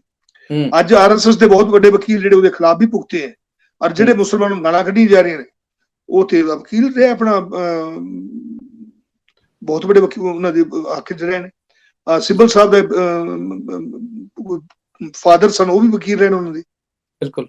ਤੇ ਇਸ ਵਾਸਤੇ ਇਤਿਹਾਸ ਬਹੁਤ ਚੀਜ਼ਾਂ ਹਨ ਜਿਹੜੀ ਜਿਹਦੇ ਲੰਮਾ ਚਰਚਾ ਕਰਨ ਦੀ ਜ਼ਰੂਰਤ ਹੈ। ਤੇ ਇਸ ਵਾਸਤੇ ਤੁਹਾਨੂੰ ਦੱਸਿਆ ਕਿ ਰਾਤ ਨੂੰ ਤਾਂ ਫਾਂਸੀ ਲੱਗਣ ਦਾ ਮਤਲਬ ਨਹੀਂ ਸੀ ਕਿ ਸਰਕਾਰ ਡਰੀ ਨਹੀਂ ਹੋਈ ਸੀ ਜੀ, ਕਿ ਉਹਨਾਂ ਨੇ ਰਾਤ ਨੂੰ ਇੱਕ ਦਿਨ ਪਹਿਲੋਂ ਔਰ ਪਿਛਲੀ ਦਰਵਾਜ਼ਾ ਵੱਡੀ ਜੇਲ੍ਹ ਦੀ ਦੀਵਾਰ ਤੋੜ ਕੇ ਉੱਥੋਂ ਲਾਸ਼ਾਂ ਇਹਨਾਂ ਹਿਸਾਬ ਲਾ ਲਓ ਕਿ ਲਾਹੌਰ ਦੀ ਹਾਲਤ ਉਸ ਟਾਈਮ ਕੀ ਹੋਏਗੀ ਔਰ ਪ੍ਰਸ਼ਾਸਨ ਕਿੰਨਾ ਡਰਿਆ ਹੋਵੇਗਾ। ਬਿਲਕੁਲ, ਇੱਥੋਂ ਅੰਦਾਜ਼ਾ ਲਾ, ਔਰ ਕਿੰਨੇ ਉਹ ਪਪੂਲਰ ਹੋਣਗੇ। ਮਾਸ ਮੂਵਮੈਂਟ ਨਾਲ ਜੁੜੇ ਹੋਏ ਸੀਗੇ ਜੀ। ਬਿਲਕੁਲ, ਹਾਂ। ਤੇ ਇਸ ਵਾਸਤੇ ਬਿਲਕੁਲ ਜੀ, ਉਹਨਾਂ ਦੀ ਜਿਹੜੀ ਸ਼ਹਾਦਤ ਆ ਜਾਂ ਜੋ ਉਹਨਾਂ ਦੀਆਂ ਕੁਰਬਾਨੀਆਂ ਨੇ, ਜੋ ਦੇਣ ਆ ਉਹਨਾਂ ਨੂੰ, ਭਾਰਤ ਨੂੰ ਜਾਂ ਦੁਨੀਆ ਨੂੰ ਕਹਿ ਲਓ, ਸੋਚ ਆ ਜੋ, ਉਹਨੂੰ ਸਲਾਮ ਆ। ਤੇ ਆਖਰੀ ਸਵਾਲ ਮੈਂ ਪੁੱਛਣਾ ਚਾਹਾਂਗਾ ਵੀ ਜਦੋਂ ਵੀ ਭਗਤ ਸਿੰਘ ਜੀ ਦਾ ਜਨਮ ਦਿਹਾੜਾ ਹੁੰਦਾ ਵਾ ਜਾਂ ਉਹਨਾਂ ਦਾ ਸ਼ਹੀਦੀ ਦਿਹਾੜਾ ਹੁੰਦਾ, ਆਮ ਤੌਰ ਤੇ ਯੂਥ ਵੱਲੋਂ ਇਹ ਨਾਅਰੇ ਲਗਾਏ ਜਾਂਦੇ ਆ, ਭਗਤ ਸਿੰਘ ਤੇਰੀ ਸੋਚ ਤੇ ਪਹਿਰਾ ਦਿਆਂਗੇ ਠੋਕ ਕੇ। ਪਰ ਕੀ ਸਾਡੀ ਯੂਥ ਜਿਹੜੀ ਆ ਉਹਨੂੰ ਐਗਜ਼ੈਕਟਲੀ ਪਤਾ ਵਾ ਕਿ ਭਗਤ ਸਿੰਘ ਦੀ ਸੋਚ ਹੈ ਕੀ ਆ, ਔਰ ਇਸ ਸੋਚ ਦਾ ਅੱਜ ਦੇ ਸਮੇਂ ਦੇ ਵਿੱਚ ਕੀ ਪ੍ਰਸੰਗਿਕਤਾ ਵਾ, ਕੀ ਸੇਧ ਲੈਣੀ ਚਾਹੀਦੀ ਆ ਨੌਜਵਾਨ ਪੀੜ੍ਹੀ ਨੂੰ? ਨਹੀਂ, ਉਹ ਸਮਝ ਹੈ। ਜਿਹੜਾ ਇਹ ਕਹਿੰਦਾ ਭਗਤ ਸਿੰਘ ਤੇਰੀ ਸੋਚ ਤੇ ਪਹਿਰਾ ਦੇਂਗੇ, ਜੋ ਥੋੜੇ ਵੀ ਹੋਣ, ਪਰ ਉਹ ਸੋਚ ਨੇ ਇੱਕ ਪਿੱਛੇ ਬਹੁਤ ਵੱਡਾ ਕਿਸਾਨ ਅੰਦੋਲਨ ਸੀ, ਉਸੇ ਸੋਚ ਕਰਕੇ ਚੱਲਿਆ। ਬਿਲਕੁਲ, 1.25 ਸਾਲ ਕੱਢਿਆ ਉਹੀ ਤਾਂ ਸੋਚ ਸੀ ਨਾ। ਤੁਸੀਂ ਪਹਿਲੀ ਵਾਰੀ, ਮੈਂ ਉਦੋਂ ਬੋਲਦਿਆਂ ਆਪਾਂ ਕਿਹਾ ਸੀ, ਪਹਿਲੀ ਵਾਰੀ ਮੈਂ ਬਾਬੇ ਨਾਨਕ ਤੇ ਭਗਤ ਸਿੰਘ ਨੂੰ ਇਕੱਠੇ ਵੇਖਿਆ ਉਹ ਹਿੰਦੁਸਤਾਨ 'ਚ ਜੀ, ਇਕੱਠੇ। ਜੋ ਨਾਨਕ ਦਾ ਲੰਗਰ ਕਿਸ ਵਾਸਤੇ ਸੀ ਔਰ ਭਗਤ ਸਿੰਘ ਦੀ ਸੋਚ, ਵੈਸੇ ਦੋਨਾਂ ਸੋਚਾਂ 'ਚ ਫਰਕ ਨਹੀਂ ਮੈਂ ਮੰਨਦਾ ਕਿਤੇ ਵੀ, ਬਰਾਬਰੀ ਸੋਚ ਉਹਦੀ ਹੈ। ਬਾਬਾ ਨਾਨਕ ਵੀ ਕਹਿੰਦਾ ਨੀਚਾ ਅੰਦਰ ਨੀਚਾ, ਨੀਚਾ ਮੇ ਅਤ ਨੀਚ, ਨਾਨਕ ਉਨਕੇ ਸੰਗ ਸਾਥ ਬੜਿਆ ਸੰਖਿਆ ਰੀਚ, ਜਿੱਥੇ ਨੀਚ ਸੰਭਾਲੀਏ ਉੱਥੇ ਨਦਰ ਤੇਰੀ ਬਖਸ਼ੀਸ਼। ਬਰਾਬਰੀ ਦਾ ਸਮਾਜ ਬਾਬਾ ਨਾਨਕ ਚਾਹੁੰਦਾ, ਬਰਾਬਰੀ ਦਾ ਸਮਾਜ ਭਗਤ ਸਿੰਘ ਚਾਹੁੰਦਾ ਹੈ। ਇਸ ਵਾਸਤੇ ਉਹ ਜਿਹੜੇ ਨਾਰਾ ਲਾ ਰਹੇ ਨੇ ਉਹ ਲੰਮਾ, ਜਦ ਤੱਕ ਮੈਂ ਦੱਸਿਆ ਨਾ ਬਰਾਬਰੀ ਦਾ ਸਮਾਜ ਰਹੇਗਾ, ਭਗਤ ਸਿੰਘ ਜਿੰਦਾ ਰਹੇਗਾ, ਭਗਤ ਸਿੰਘ ਨੂੰ ਕੋਈ ਖਤਮ ਨਹੀਂ ਕਰ ਸਕਦਾ। ਔਰ ਮੈਂ ਕਹਿੰਦਾ ਕਿ ਅੱਜ ਵੀ ਹਿੰਦੁਸਤਾਨ ਦੇ ਹੁਕਮਰਾਨ ਅੱਜ ਹੁਣ ਬੈਠੇ ਨੇ, ਅਗਰ ਇਹ ਡਰਦੇ ਨੇ ਸਿਰਫ ਭਗਤ ਸਿੰਘ ਤੋਂ ਡਰਦੇ ਨੇ, ਹੋਰ ਡਰਦੇ ਵੀ ਕਿਸ ਤੋਂ ਨਹੀਂ ਹੈ ਜੀ। ਬਾਕੀ ਸਭ ਨੂੰ ਅੱਗੇ ਲਾਇਆ ਹੈ। ਜਦੋਂ ਭਗਤ ਸਿੰਘ ਸਾਹਮਣੇ ਆਉਂਦਾ ਹੈ, ਭਗਤ ਸਿੰਘ ਦੀ ਫੋਟੋ ਨਹੀਂ, ਭਗਤ ਸਿੰਘ ਦੇ ਉਹ ਵਿਚਾਰਾਂ ਤੋਂ ਇੰਨੇ ਡਰਦੇ ਨੇ, ਉਹਦੇ ਸਾਹਮਣੇ ਨਾ ਤਾਂ ਮੋਦੀ ਸਾਹਿਬ ਖੜ ਸਕਦੇ, ਨਾ ਹੋਰ ਕੋਈ ਤਾਕਤ ਖੜ ਸਕਦੀ। ਹੂੰ ਕਿਉਂਕਿ ਜਦ ਤੱਕ ਨਾ ਬਰਾਬਰੀ ਦਾ ਸਮਾਜ ਰਹੇਗਾ, ਭਗਤ ਸਿੰਘ ਨੂੰ ਕੋਈ ਵੀ ਲੋਕਾਂ ਦੇ ਦਿਲਾਂ ਚੋਂ ਨਹੀਂ ਕੱਢ ਸਕਦਾ। ਇਹਨਾਂ ਨੇ ਕਦੀ ਕੋਈ ਸਿਲੇਬਸ ਥੋੜਾ ਸੀ ਪੜ੍ਹਿਆ ਜੋ ਮੈਂ ਪੜ੍ਹਿਆ ਹੈ। ਜਦੋਂ ਮੈਨੂੰ ਉਹਦੇ ਚ ਲੱਗੀ, ਮੈਨੂੰ ਵੇਖਿਆ ਉਹਦੇ ਚ ਜਾਗ ਲੱਗੀ, ਮੈਨੂੰ ਮੈਂ ਬਹੁਤ ਕਿਤਾਬਾਂ ਲੱਭੀਆਂ ਨੇ, ਉਹ ਹੀ ਨਹੀਂ ਲੱਭੀਆਂ। ਉਸ ਤੋਂ ਹੋਰ ਵੀ ਜਿੱਥੋਂ ਭਗਤ ਸਿੰਘ ਬਣਿਆ, ਉਹ ਕਿਹੜੀਆਂ ਕਿਤਾਬਾਂ ਸੀ, ਉਹ ਵੀ ਲੱਭੀਆਂ ਨੇ ਮੈਂ ਤੇ ਫਿਰ। ਕਿਉਂਕਿ ਜਿਹੜਾ ਬੰਦਾ ਬਣਦਾ ਉਹ ਤੇ ਕਿੱਥੋਂ ਕਿੱਥੋਂ ਲੈ ਕੇ, ਵੱਡਾ ਰੁੱਖ ਕਿੱਥੋਂ ਕਿੱਥੋਂ ਖੁਰਾਕ ਲੈ ਕੇ ਉਹ ਰੁੱਖ ਵੱਡਾ ਬਣਦਾ ਹੈ ਜੀ। ਇਸ ਤਰ੍ਹਾਂ ਭਗਤ ਸਿੰਘ ਇੰਨਾ ਵੱਡਾ ਬਣਿਆ, ਉਹਨੇ ਬਹੁਤ ਜ਼ਿਆਦਾ ਖੁਰਾਕ ਲਈ ਹੈ, ਉਹਦੇ ਆਪਣੇ ਪਰਿਵਾਰ ਚੋਂ ਮਿਲੀ ਹੈ, ਉਹਨੂੰ ਗਦਰੀ ਬਾਬਿਆਂ ਤੋਂ ਮਿਲੀ ਹੈ, ਉਹਨੂੰ ਵਿਰਸਾ ਮਿਲਿਆ, ਬੰਦੇ ਬਹਾਦਰ ਤੋਂ ਮਿਲਿਆ, ਕੁਰਬਾਨੀਆਂ ਦਾ ਵਿਰਸਾ। ਉਹਨੂੰ ਸਵਾਲ ਕੀਤਾ ਜੇਲ੍ਹ ਚ ਕੇਸਾਂ ਉੱਤੇ, ਉਹਨੇ ਕਿਹਾ ਮੈਂ ਤੇ ਉਸ ਸਿੱਖੀ ਧਰਮ ਦਾ ਜਿਹਦੇ ਬੰਦ ਕਟਵਾਉਣ ਦਾ ਹੁੰਦਾ ਹੈ। ਏਦਾਂ ਮੇਰੇ ਕੇਸ ਕੱਟੇ ਨੇ, ਉਹਨਾਂ ਦੇ ਸਮੇਂ ਮੈਂ ਆਪਣਾ ਗਰਦਨ ਵੀ ਕਟਾਉਣੀ ਮੁਲਕ ਵਾਸਤੇ, ਮੈਂ ਤਾਂ ਉਹ ਸਿੱਖੀ ਦਾ ਪੈਰੋਕਾਰ ਹਾਂ। ਉਹ ਸਿੱਖੀ ਦਾ ਪੈਰੋਕਾਰ ਹਾਂ ਜਿਹੜੇ ਬੰਦ ਕਟਵਾ ਕੇ ਵੀ ਆਪਣੇ ਅਸੂਲਾਂ ਨੂੰ ਡਿੱਗੇ ਨਹੀਂ ਹੈ। ਇਸ ਵਾਸਤੇ ਉਹਨੇ ਬਹੁਤ ਜਗ੍ਹਾ ਤੋਂ ਲਿਆ ਹੈ ਉਹਨੇ, ਤੇ ਅਗਲਾ ਪੀੜ੍ਹੀ ਵੀ ਲੈ ਰਹੀ, ਅਸੀਂ ਵੀ ਲੈ ਰਹੇ, ਸਿੱਖ ਰਹੇ ਹਾਂ। ਇਸ ਵਾਸਤੇ ਜਿਹੜੇ ਇਹ ਇਨਕਲਾਬ ਦਾ ਨਾਰਾ ਹੈ, ਇਹ ਇਨਕਲਾਬ ਦਾ ਨਾਰਾ ਤਦ ਤੱਕ ਉਹਦੀ ਸੋਚ ਤੇ ਪਹਿਰਾ ਵੀ ਚੱਲੂਗਾ, ਉਹਦੀ ਸੋਚ ਦੀ ਜ਼ਰੂਰਤ ਵੀ ਰਹੂਗੀ, ਔਰ ਸੋਚ ਉਹਦੀ ਹੋਰ ਜ਼ਿਆਦਾ ਨਿਖਰ ਕੇ ਆ ਰਹੀ ਹੈ। ਜੋ ਸੰਕਟ ਵੱਧਦਾ ਹੈ, ਉਹਨਾਂ ਹੀ ਨਿਖਾਰ ਆਉਂਦਾ ਹੈ ਕਿ ਇਹਦਾ ਹੱਲ ਕੀ ਹੋ ਸਕਦਾ ਹੈ, ਔਰ ਹੱਲ ਉਹ ਲੱਭਦੀ ਹੈ ਭਗਤ ਸਿੰਘ ਦੀ ਸੋਚ ਚੋਂ। ਇਹ ਆਉਣ ਵਾਲਾ ਇਹ ਸਮਾਂ ਦੱਸੇਗਾ। ਹਰਪਾਲ ਸਿੰਘ ਜੀ, ਤੁਸੀਂ ਅੱਜ ਦੇ ਵਿਸ਼ੇਸ਼ ਦਿਹਾੜੇ ਸ਼ਹੀਦੇ ਆਜ਼ਮ ਦੇ ਜੀਵਨ, ਉਹਨਾਂ ਦੇ ਫਲਸਫੇ, ਉਹਨਾਂ ਦੀਆਂ ਜੋ ਕੁਰਬਾਨੀਆਂ ਨੇ, ਜੋ ਦੇਣ ਆ ਮਨੁੱਖਤਾ ਨੂੰ, ਸਮਾਜ ਨੂੰ, ਉਸ ਬਾਰੇ ਕੁਝ ਅਣਕਹੀਆਂ, ਕੁਝ ਅਣਸੁਣੀਆਂ ਗੱਲਾਂ ਸਾਡੇ ਦਰਸ਼ਕਾਂ ਨਾਲ ਸਾਂਝੀਆਂ ਕੀਤੀਆਂ। ਬਹੁਤ ਬਹੁਤ ਧੰਨਵਾਦ ਆ। ਤੇ ਪ੍ਰੋਗਰਾਮ ਦਾ ਅੰਤ ਉਸੇ ਨਾਰੇ ਨਾਲ ਕਰਾਂਗੇ ਜੀ, ਇਨਕਲਾਬ ਜਿੰਦਾਬਾਦ। ਜਿੰਦਾਬਾਦ, ਇਨਕਲਾਬ ਜਿੰਦਾਬਾਦ, ਸਾਮਰਾਜਵਾਦ ਮੁਰਦਾਬਾਦ। ਧੰਨਵਾਦ ਜੀ, ਬਹੁਤ ਬਹੁਤ ਸ਼ੁਕਰੀਆ।